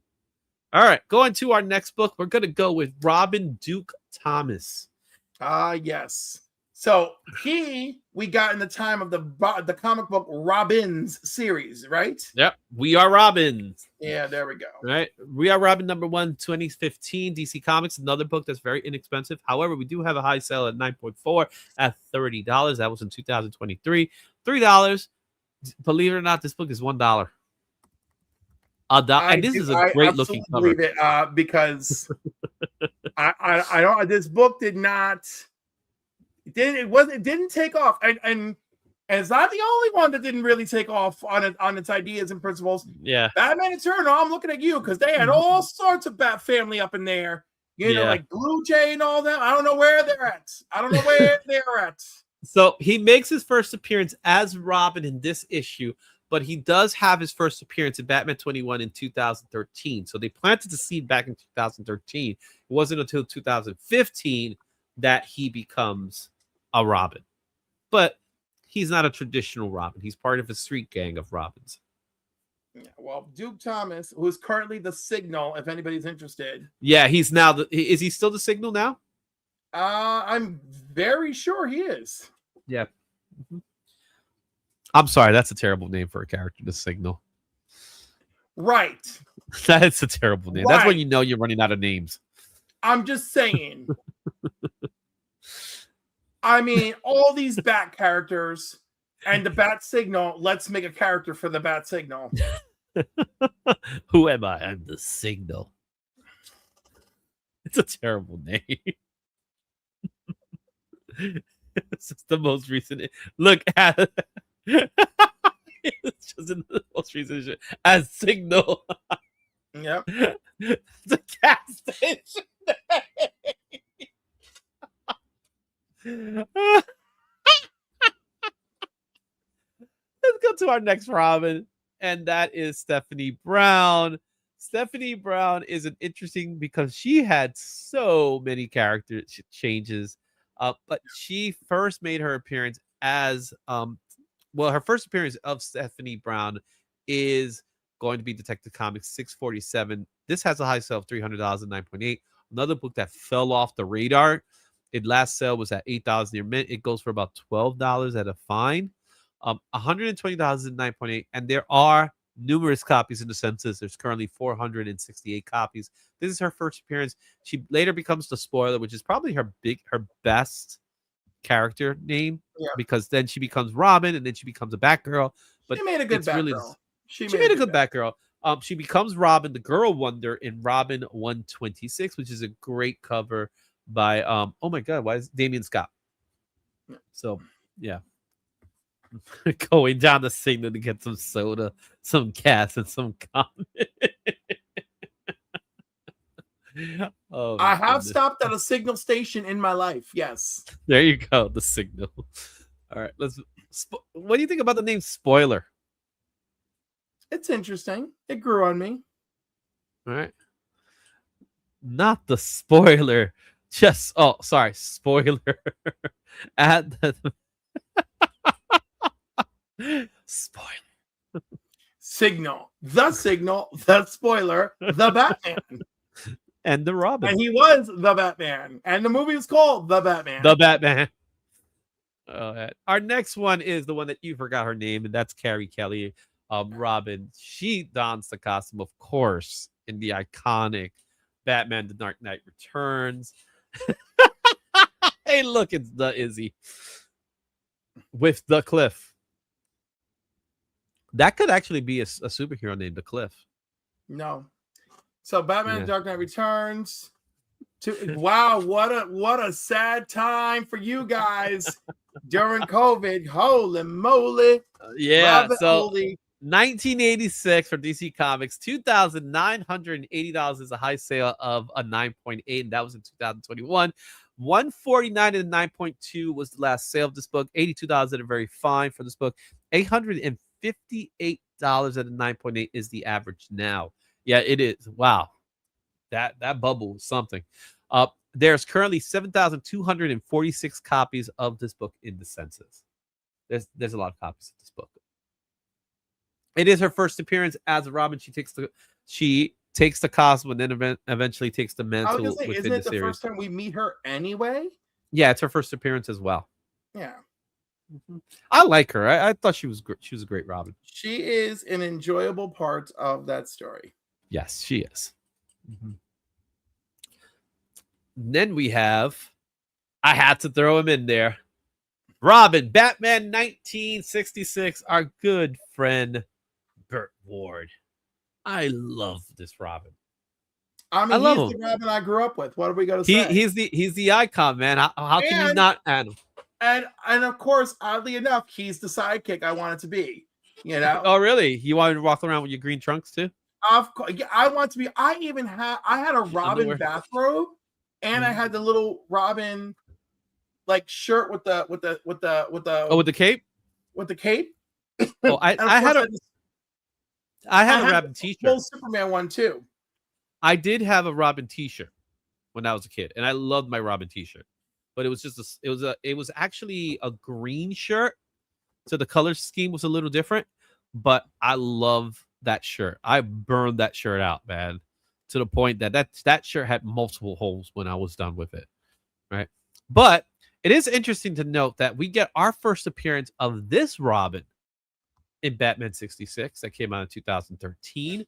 We have a high sale of $250, 9.8 in 2019. $8 is the last sale of this book. $6 is the raw fair market value. 146 at a 9.8 is the fair market value. 309 copies. It is the first appearance of this version of Robin in comic books, which is kind of cool. I thought it was fun.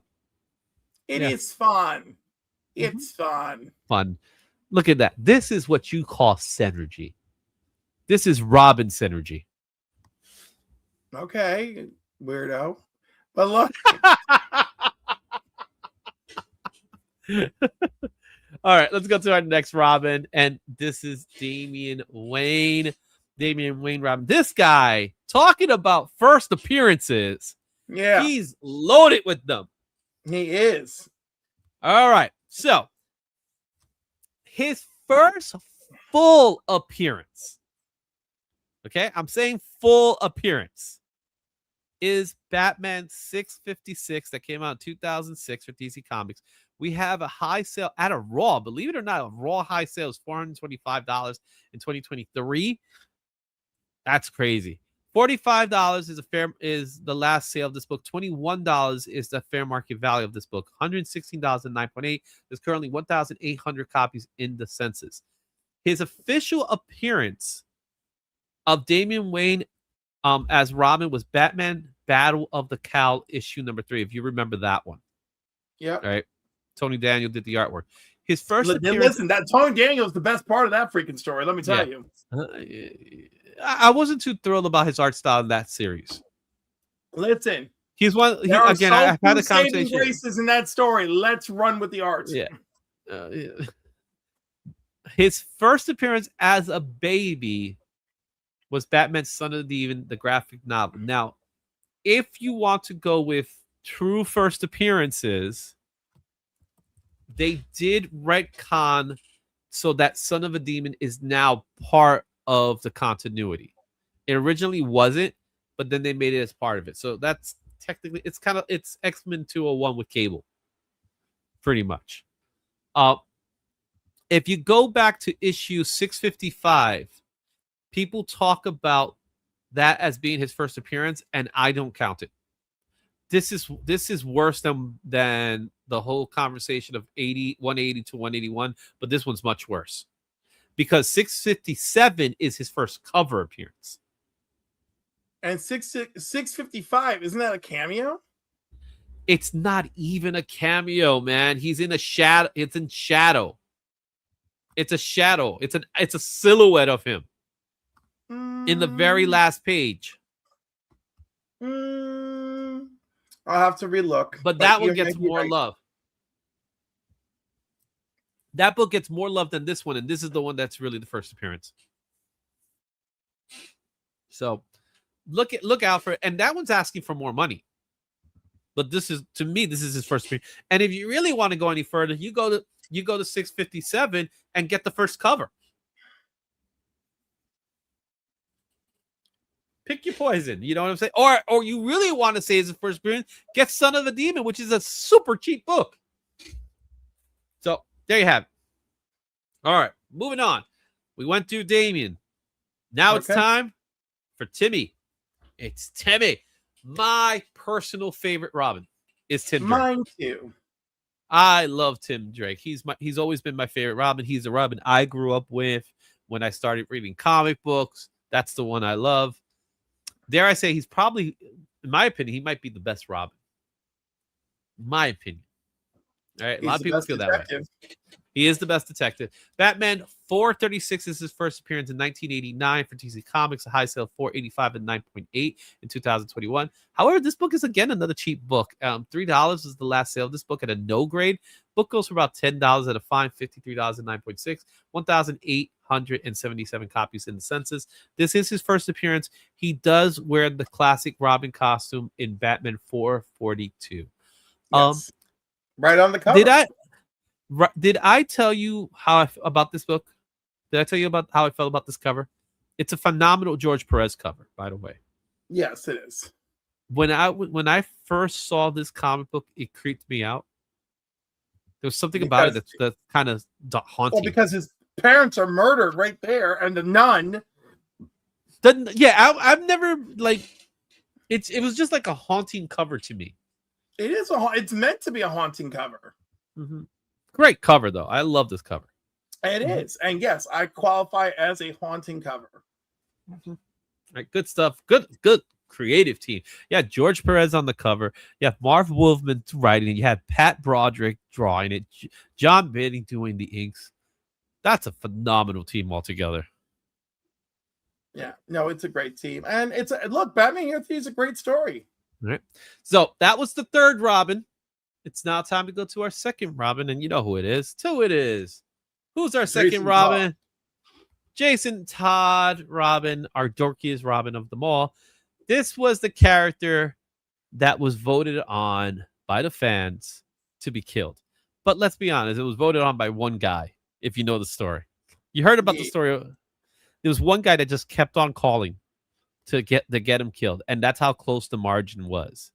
So he makes his first appearance his first full appearance as Jason Todd in Detective Comics 525 in 1983. Right? Many sources cite Batman 357 as Jason Todd's first full appearance, even though his appearance is brief and he's not introduced by name. Also, his first appearance as of Jason Todd in Robin without permission was 366 of Batman, and then he becomes Batman in 368. So with this book, we have a high sale at 9.8 at $225 in 2021. Last sale of this book was $20 in no grade, $23 is a fair market value, $95 at 9.8.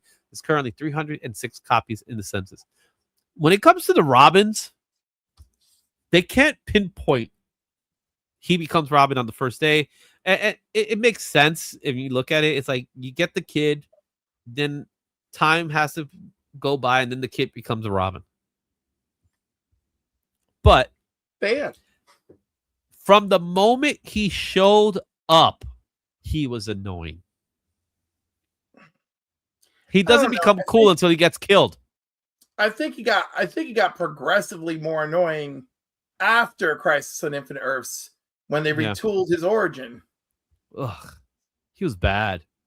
Like Jason Todd was a bad character. He was he never listened. Blah blah blah. You know. Mm-hmm. Oh, you're a rebel. Mm-hmm. Exactly. So there's only one left. Ooh. And that is the GOAT. Nothing like a classic. Nope, he's the original. The original, and dare I say it, the most expensive of them all, with Detective Comics 38 in 1940. We have a high sale of this book at $132K at an 8.0. However, there is a 9.4 out there. Hasn't been sold. Right, the 8.0 was sold in 2025. We have a last sale of $40,261 and 3.5, and the fair market value for a raw is $4,051, and that is in a fair poor condition. 40K is the fair market value at a 3.5. We have 170 copies in the census for the first appearance of Robin Dick Grayson. See, now that's limited. Oh, yeah. We're talking about a book from the 1940s, which was probably destroyed. Most of them were at that time. Mm-hmm. This is the classic one. This is the one. All right. So I hope you enjoy this little spotlight on the Robins. Share your thoughts in the comments. Let us know what you think. And we did it, Cliff.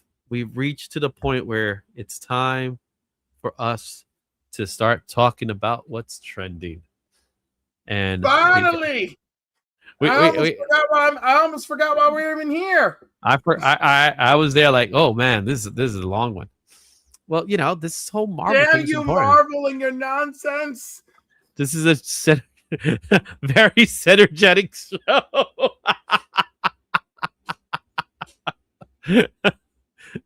we should just put the title of the show as Synergy. Oh my god! Right. And make sure you add Gem from Gem and the Holograms. Gem and the Holograms. All right, it's time to talk about what's trending.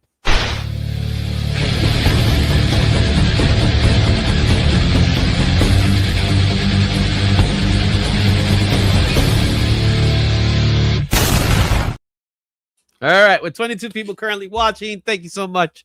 Make sure you hit that like and subscribe. And if you're watching this in your mobile, make sure you hype this, because this hyping thing is pretty cool. So make sure you hype the video. I really will appreciate it. All right, it is the third week of May. We got some comics. We got some returns. We got some news. So you know how it works, Cliff.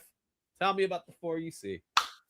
All right, we got the Robin, absolute Batman fiasco. Which, oh no, so many A covers ruined, but yet not all A covers ruined. And also, like, can people like grow up and like learn what industry that they are missing with? Like, for me to see people complaining like, oh, I'm not getting a proper refund from Lunar, right? I'm not getting a proper refund. And like, I didn't order second printings, and now I'm getting these second printings. I don't want to hear it. How long have you been in this business? Because let me tell you something, all right? I ain't never seen anybody get money back. All right. You notice how the views go up? The views go up the louder you get.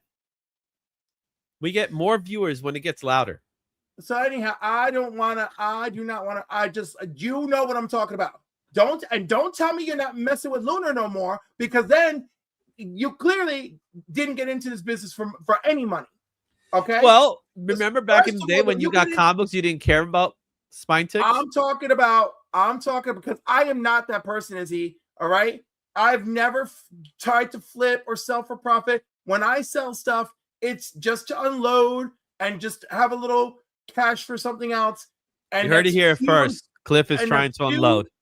That's few and far between, right? But I will tell you this: people who love this hobby then get into being a web dealer, at-home dealer, whatever you are. But then to complain about something like this, which is something that is not new at all to stores, because I have watched my LCS for 25 years, I think. 25 years I've been shopping with this man, all right? And I have seen it all right? And I've seen, nope, we're not going to give you credit. Nope, we're not going to give you money back. Nope, all of that. I've seen all of that, you know? Can we talk about the other 3 books? Huh? Can we talk about the other 3 that you see? Let me finish my tirade. You know we're going to see this book again. I know, but I needed to get it out. All right, Barbaric, like, I heard your option, baby. Good for you, baby. Mwah, mwah. Ben 10, the Ash Can, it's stupid, but I saw the real Ben 10 #1 on the cover price, and that warmed my heart. And then, of course, Punisher, John Bernthal. Look at that cover. Everybody loves it. And look at that white logo, not that red logo that Izzy and all the haters hate. I'm not a red logo guy. I'm sorry. I'm not into the red. Notice how on first printing, the Barbaric red is all good. So, Dave is speaking from real life experience. He is speaking. I love his little. Is that a Care Bear? A Mexican Care Bear? Right, and its ability is taco. It's a taco. Yeah, it's right. It's right. Its ability is Taco Tuesday. So when they do the Care Bear stare, and they blast you with all that caring energy, and then you go out for tacos and margaritas because you can't resist. Oh my goodness! All right, let's take a look at our honorable mentions for this week. Our honorable mentions on the books that didn't quite make the list, and the first one here is Barbaric #1. This is the Comic Kingdom variant. I was talking about this one yesterday with Travis, and this looks to me like an action figure. Look, it's crazy. It's very 3D rendery, right? Mm-hmm. But it's still attractive. It's attractive. Oh, it's a great looking piece. I'm not saying it isn't. All right, so that's that one. Also, we got the Ito, Something's Killing the Children. I believe it's 46. The other one's 47. I mixed the two. It was so funny because I did mention this one as this is like fine art to me, and it should be like in a museum right next to Jesus. And then the cover price guys, they put it as a clip of a museum with Jesus and this image. So shout out to the guys at Cover Price. Their show's gonna start soon. So I love this piece, man. I think this piece is beautiful. I think Ito is one of those artists that everything I've seen Ito do is beautiful. You know what I mean? I don't know how you feel about Ito. I know how you feel about some other guys. But I am currently neutral. It is enjoyable, and that's where I'm at. Have you seen a bad Ito piece yet? This is the first piece that I know to be an Ito. So you haven't seen the Storm Shadow? If I have, I would not have known. Oh, I'm gonna send you Ito's site. They're beautiful. These are all works of art. They're done in watercolors. Ito Storm Shadow, because Cliff has his own computer and Google. Beautiful. Got to get to know Ito. Yeah. Beautiful pieces of work. Storm Shadow. There's a Snake Eyes. There's some other pieces he's done. You gotta get down with Ito. Ito's stuff is beautiful. So yes, I'm with Nerdy Geek. Beautiful, beautiful, beautiful, beautiful, beautiful, beautiful. Cliff, I've had it on stream. We were on Ito's. Okay, well, no, but I'm saying like I don't know. You know, like I didn't know. You know. Yeah, I guess I know now. All right. Last time I said Ito Transformer, I was wrong. Ito Void Rivals. Sorry. It's okay. There is Transformer Ito too, which is great. So let's take a look at the other one. Our last honorable mention is Masters of the Universe, #1, the Star Comics. This book is starting to gain momentum as much as all the other ones because we're not that far away from our Masters of the Universe movie, which is coming out June 3rd in a couple of weeks. And let me tell you, the early reviews are very giving, very loving, very solid. They're solid. Very solid. You know, they're very solid because it's the director. The director did Bumblebee. Travis Scott. No, not Travis Scott. That's the hip hop guy. I don't know. I can't remember. I know it's Travis something. All right. So good stuff. So we're going to be seeing more Masters of the Universe in the next couple of months. I'm almost certain of it. So now it's time for our top 10. You ready for number 10? Coming in at numero 10. Numero 10. Wow, we just dropped all the viewers. They just left us. Oh my Look God! At that! They left us for cover price. Is that what happened? They just left us. All right, we got New Teen Titans #2, baby. I tell you, we're gonna be happy with this list. This book came in number 10 for DC Comics 1980. $595 and 9.8 was the last recorded sales value. Most common is $142 at a very fine, $279 and 9.6. Trending list, number 7 for Key Collector, number 2 for CBSI. 7-day, 30-day trend. We have 8 sales within the last 7, 29 within the last 30, not including Cliff's pickup. And the hype level is at a low, but there is word now that there is a Deathstroke Bane movie coming. I think it's too early to say where it's going. Yeah, it is too early to say what's going. And of course, it's like, is this a good idea? It doesn't feel like a good idea. I think you got it in the right time. It's gotta be done masterfully. That's the problem. It's about being masterful. And that's now we talked about this. By the way, I think our numbers are going back up because cover price hasn't started yet. So I feel like we're getting a few people back. Thank you for coming back. We really appreciate it. We're gonna be done soon, so don't worry. We'll get this cover price. That I'm supposed to be the pre-show. All right, so that's that one. Coming in at number 9 in our list here, it goes to Absolute Batman number 20. This is the Dexter Soil 2026 Fan Expo Philly Glow in the Dark version, limited to 850 copies. This is from 2026 DC Comics. $75 near mint was the last recorded sales value. $76 near mint is the fair market value. We have no graded comics yet. It was number 7 for cover price. We have 19 sales within the last 7, 21 sales within the last 30. Hype level is at a low. However, and it will stay a low. Well, here's the funny thing. This is a Fan Expo Philly exclusive. Fan Expo Philly's next week. This was a web story. Wouldn't it be great if it was actually a cool or good-looking cover? If this actually is the most shit-ass Dexter Soy I've ever seen. Well, you're seeing the glow in the dark. Did you see the actual one? I did, and that's fine. But do you know what it is? But do you know what it is? But do you know what this is? Yes, I know what it is. But no. So what is it? What is it? I don't know. But what is it? I don't know. You don't know the reasoning behind this? No, I don't. Other than what? It's Batman 20? Nope. What is it? What is the reasoning behind this? It's an homage to One Piece. Okay, but it's not very good. Well, you're not seeing. I don't care. Well, you're not seeing it from the perspective. Baby. Good luck. If you love it, you're not seeing it from that perspective. I love it. All I can say is that the axe looks flat. I like it. Garbage coming to. I like it. I want to see it, but it is Philly Expo is next week, and this book is sold out early, so it might not make it to Philly Expo, Fan Expo Philly, even though it's a Fan Expo Philly version variant. So who knows what's gonna happen? All right. Number 8 in our list here goes to Absolute Batman Arkham M #1. This book is somehow just keeps sticking around.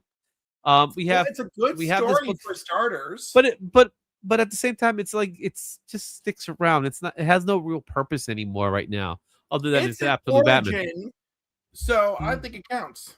Well, yes, but it doesn't have like some whatever the reason why it's just staying these lists is something. $41 near mint is the last recorded sales value. We got $14 near mint, so someone way overpaid if the average is $14. $46 at 9.8. That was the last sale. As far as trending list goes, 10 in key collector, and that's it. It was I believe 17 for cover price. 7-day, 30-day sales, 22 sales within the last 7, 98 within the last 30.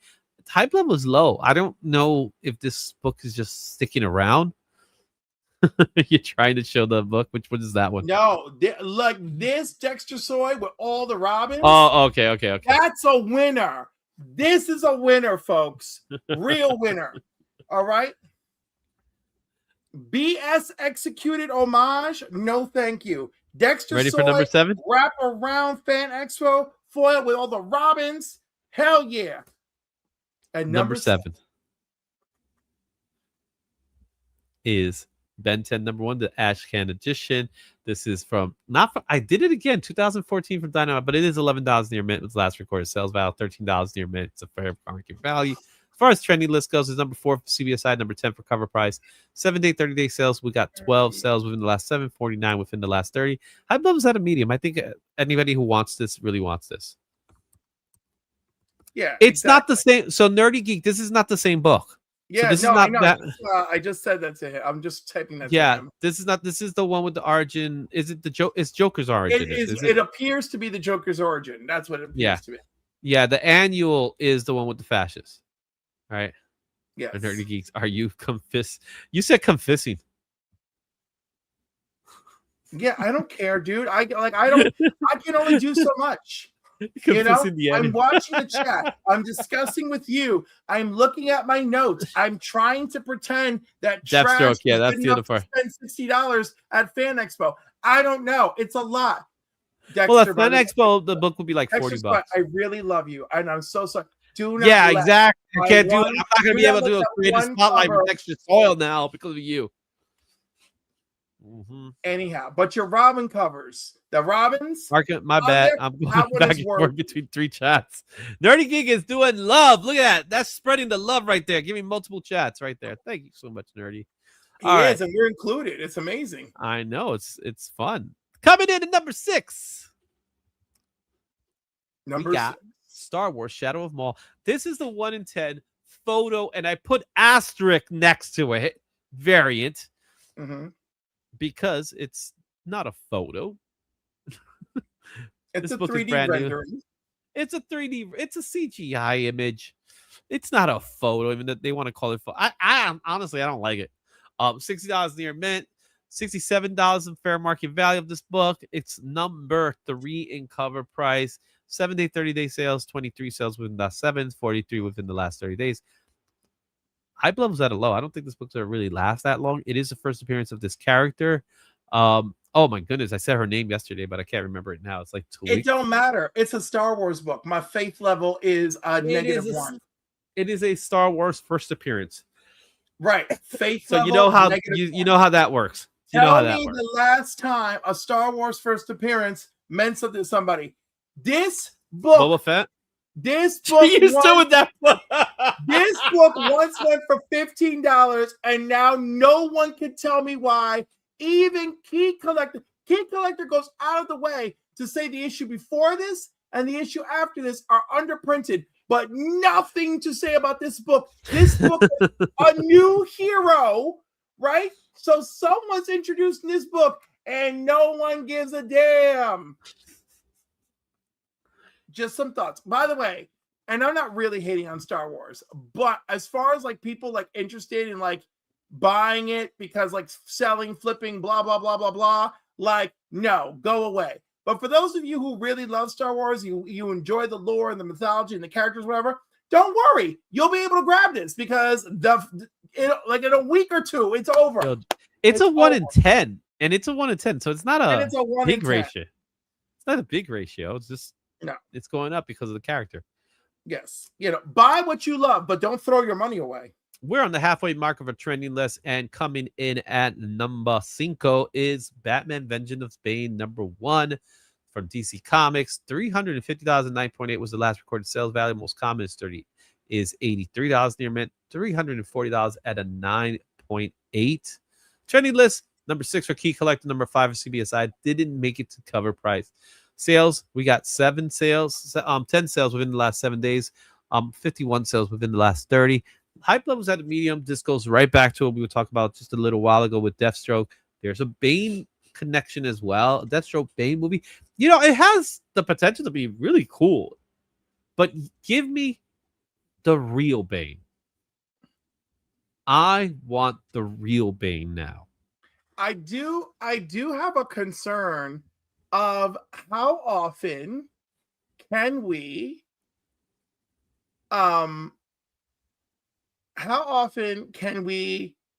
like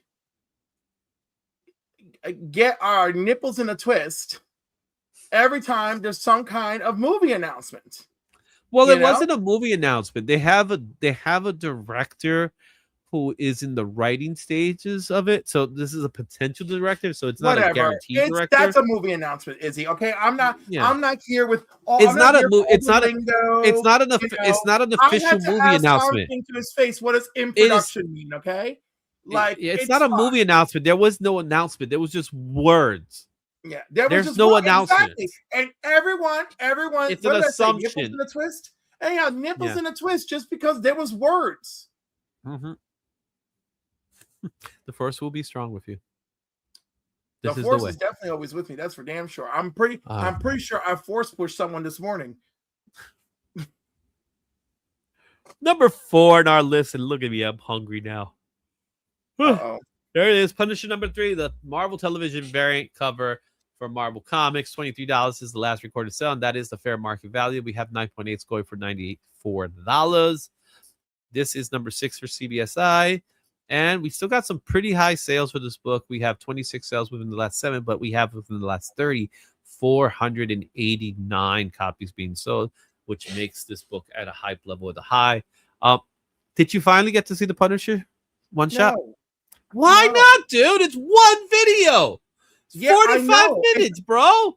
I know. Well, you know 45 minutes. Give me the ability to care. All right? 45 minutes, man. I don't. All you need to do, man. You just gotta sit there and watch it, man. I got thumbnails to make. I got guests to book. While you are watching, while you're doing your thumbnails, watch Punisher just shoot everybody. You know how much work you put me through? Do you know the text messages that this person up here puts me through? I ain't got time for whatever. But if you think you're working hard, look what I'm doing. Who put all these Robin videos together? Who put all that stuff together? Who did all that research? There's a lot of work being done here, man. You can't tell me that I'm not putting work out there. I'm just saying. You're putting out work out there. You're definitely putting out something. Like the very first Dutch mistress out here. Keep in mind, you gotta watch it. It's only 45 minutes, man. It's one shot. You can watch it. It's in New York, man. It's New York, man. John Berthel, Punisher. You got Angela from Who's the Boss? She's in there. And you know what else is great? That I could just watch her 2 clips on freaking YouTube and it's done. I already saw the entirety of her appearance. I watched the whole thing on YouTube already. Go watch it. And that dumbass wide shot. You're gonna watch. You got homework. Go watch the Punisher one shot. I'm not getting. Homework refused. Homework refused. That's why you gotta fail, man. I gotta look at this report. I'm gonna fail at Marvel because they're doing so great. They're not doing anything wrong. Look, fight. Of our conversation. Judith Light, man, she's a treasure, man. She is on that name. Judith Light from Who's the Boss? Judith Light from freaking Guidance. Wait, what was she on? As the world turns. Tony was doing more than watching. I don't even remember. Judith Light from Ugly Betty. Judith Light from Ma Nucci. She is now Manushi. Yeah. All right, June- coming in number 3. Let's do this. At numero tres. I keep saying it in Spanish. It's Something's Killing the Children 46. So yeah, the other one's 47. This is the flopped retail thank you variant that came out from Boom Studios. $25 was the last recorded sales value of this book. $29 is the most common. And we got a book that's in CBS size number 6. Cover price is number 6. Oh, no. CBS size number 3. Cover price number 6. And we got a 7-day, 30-day sales. 51 sales within the last 7. 63 within the last 30.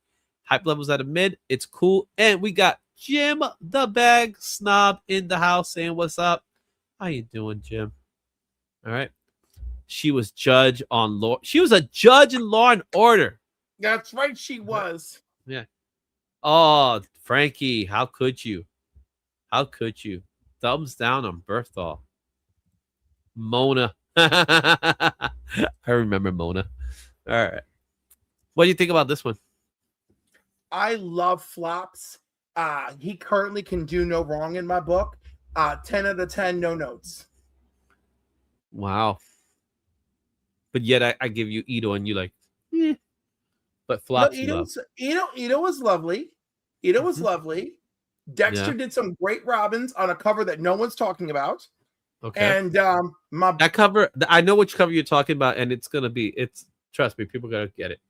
they'll come around. They'll come around. come around. They'll come around. It's a glow in the dark book. That's what it is. It's a glow in the dark. People want a glow in the dark book. All right, but this is cool. I do like the corner box looks of Erica Slaughter. Erica Slaughter is Boom's flagship title, isn't she? She's their mascot now. I'm not going to go that far. What do you? But if Well, you- tell me what book is bigger? What book is bigger for Boom? What book is bigger than for Boom? You Right, can't but think of it. Boom is Boom. You're right. I think it is just you're right. Of course, I'm right. It's Erica Slaughter. Her and the House of Slaughter. Yeah, which is still it's still her. In other words. I get it. It's still her. I'm trying to. Oh, there was Berserk for a hot minute. Yeah, but that's a property thing. You know what I mean? They don't really own Berserk, they don't own her either. That's a tiny thing. But Power Rangers galore. Power Rangers is, but again, that's the same thing. It's IP. Oh, my baby, Wind. My James Tinian Wind is over there. Okay, Wind. You got Wind. You got I mean, again, she is I will give you that she is the flagship. She's the flagship. She's the flagship, but I will not let us not. And Boom got some great things. You got Grimm too. Grimm's another one. We got Armory Wars. You know. Okay. But she's the flagship. I do not want to sleep on the Power Rangers of it all because Boom. I think Power Rangers is in a different place. It might be a different place, but the point is, Boom has been delivering the Power Rangers-ness galore. Boom, boom, boom. All right, let's go to number 2 because it is well past our bedtime. Coming in at number 2, we got Barbaric number 1. This is the standard cover. It's What You Want and the Way More. Scott Snyder. You got Scott Snyder's approval. For Vault Comics 2021, this is another Vault Comics. This could be their flagship book, but then again, they got Dungeon Crawler Carl now, so that might change things. $16 near mint, last recorded sales value. Most common is $25 near mint, $126, 9.6. Trending list, we got number 1 for CBSI, number 2 for cover price, 7-day sales, 30 sales, 30-day sales, 34 sales. Everything really happened this week. We have a hype level of a high. There was an announcement. Barbaric is coming to Netflix. What is that going to do for the series? I don't know. Could it be Invincible levels of? No, I doubt it. We don't I know. honestly doubt it. I doubt that. It could end up being a great show. We don't know. It could end up being a great show. It has potential because it is still Vault Comics we're talking about here, which is a very indie company. I don't know. What's going on, Biggie Verse? KFC. Right. Dungeon Crawler is unstoppable. I don't know what version of the Biggie Verse that is. But let me tell you this. It's the Biggie Verse. Let me tell you something about creator owned and accessibility. All right. Kirkman has really delivered something special with Invincible.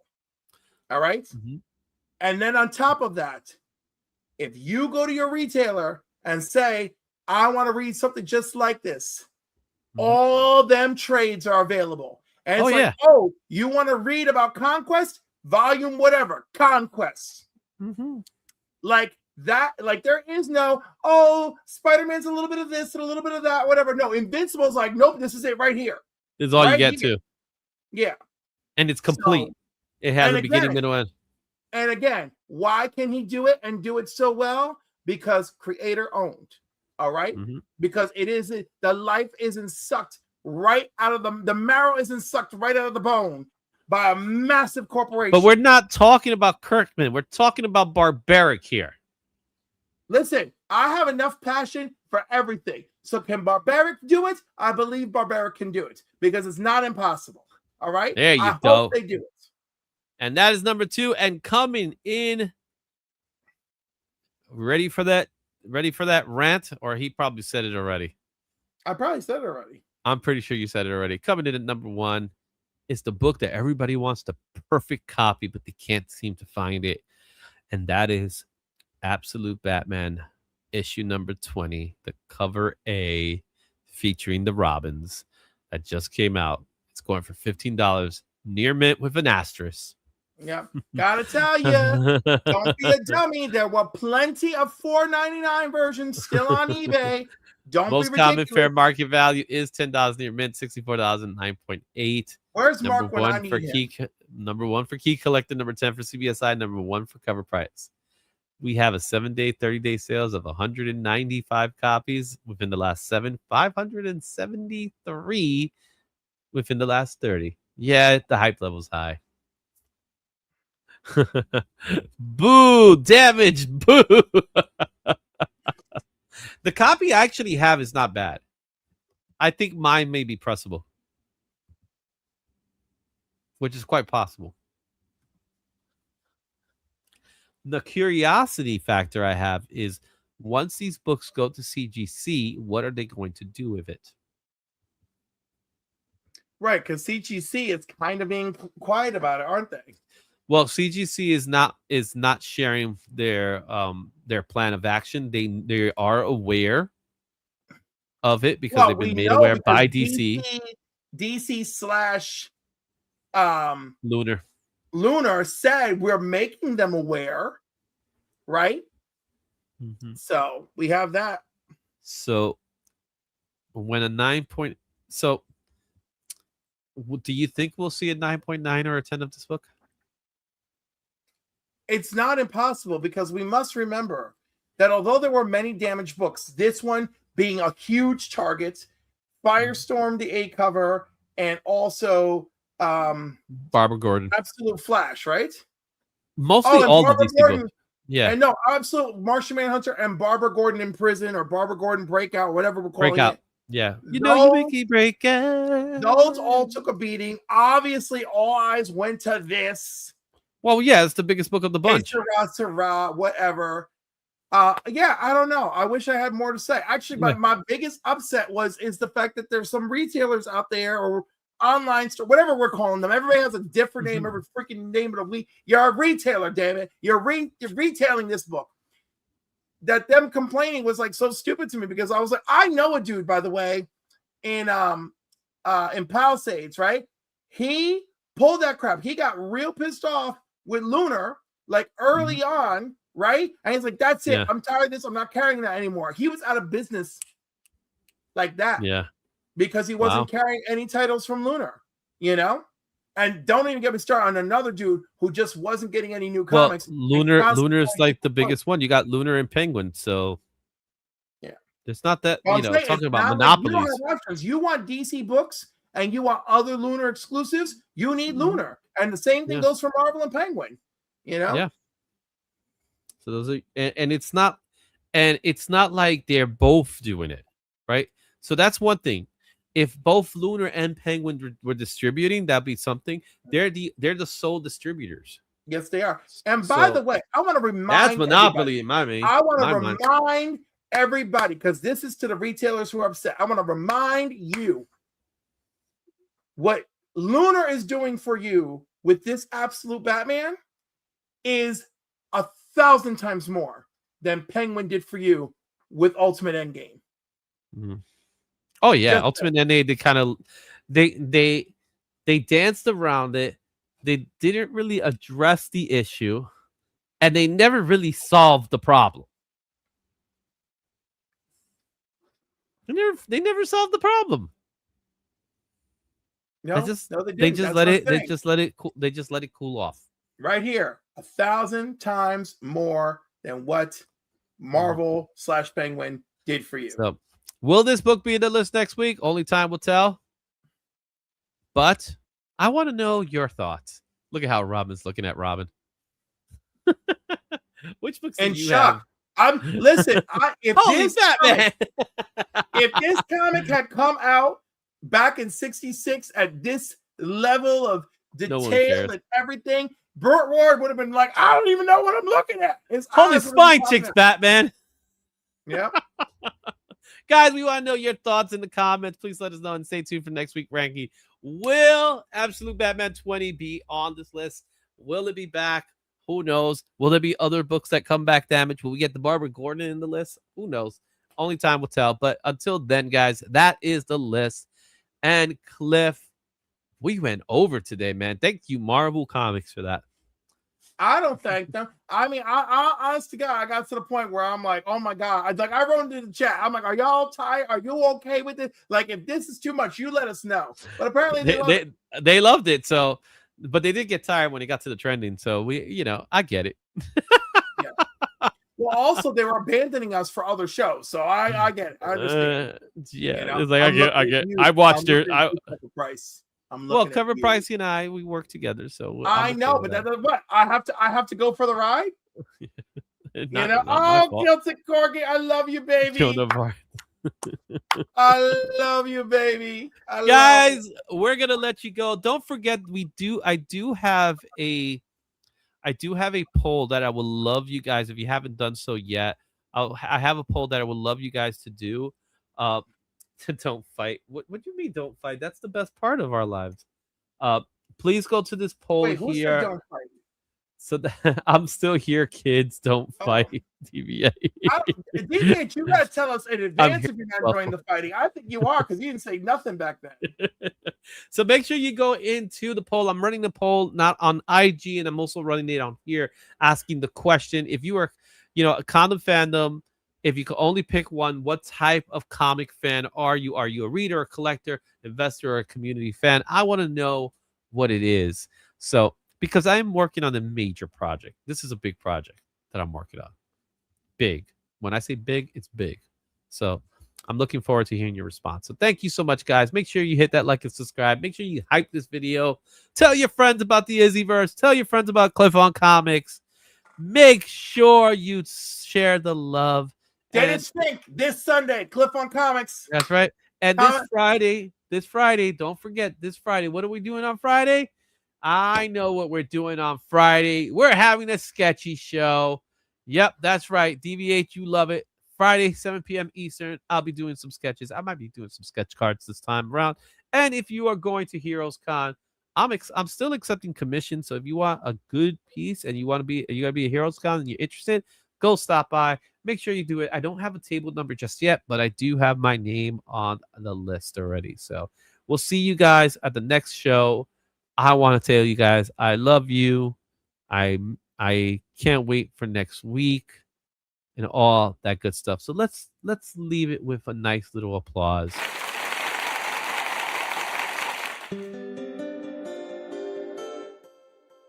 And now it's time to say goodbye. Next time.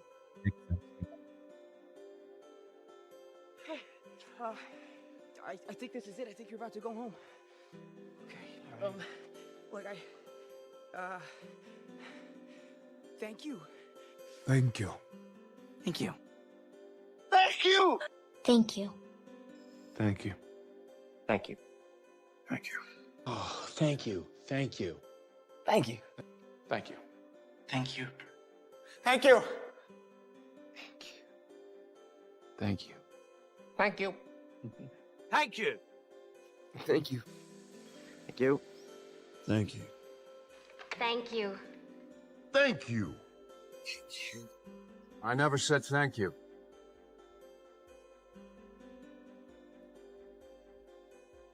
you'll never have to.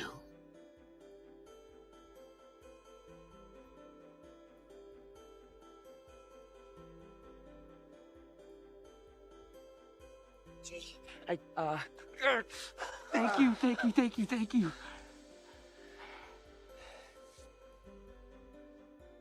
I guess I'll see you.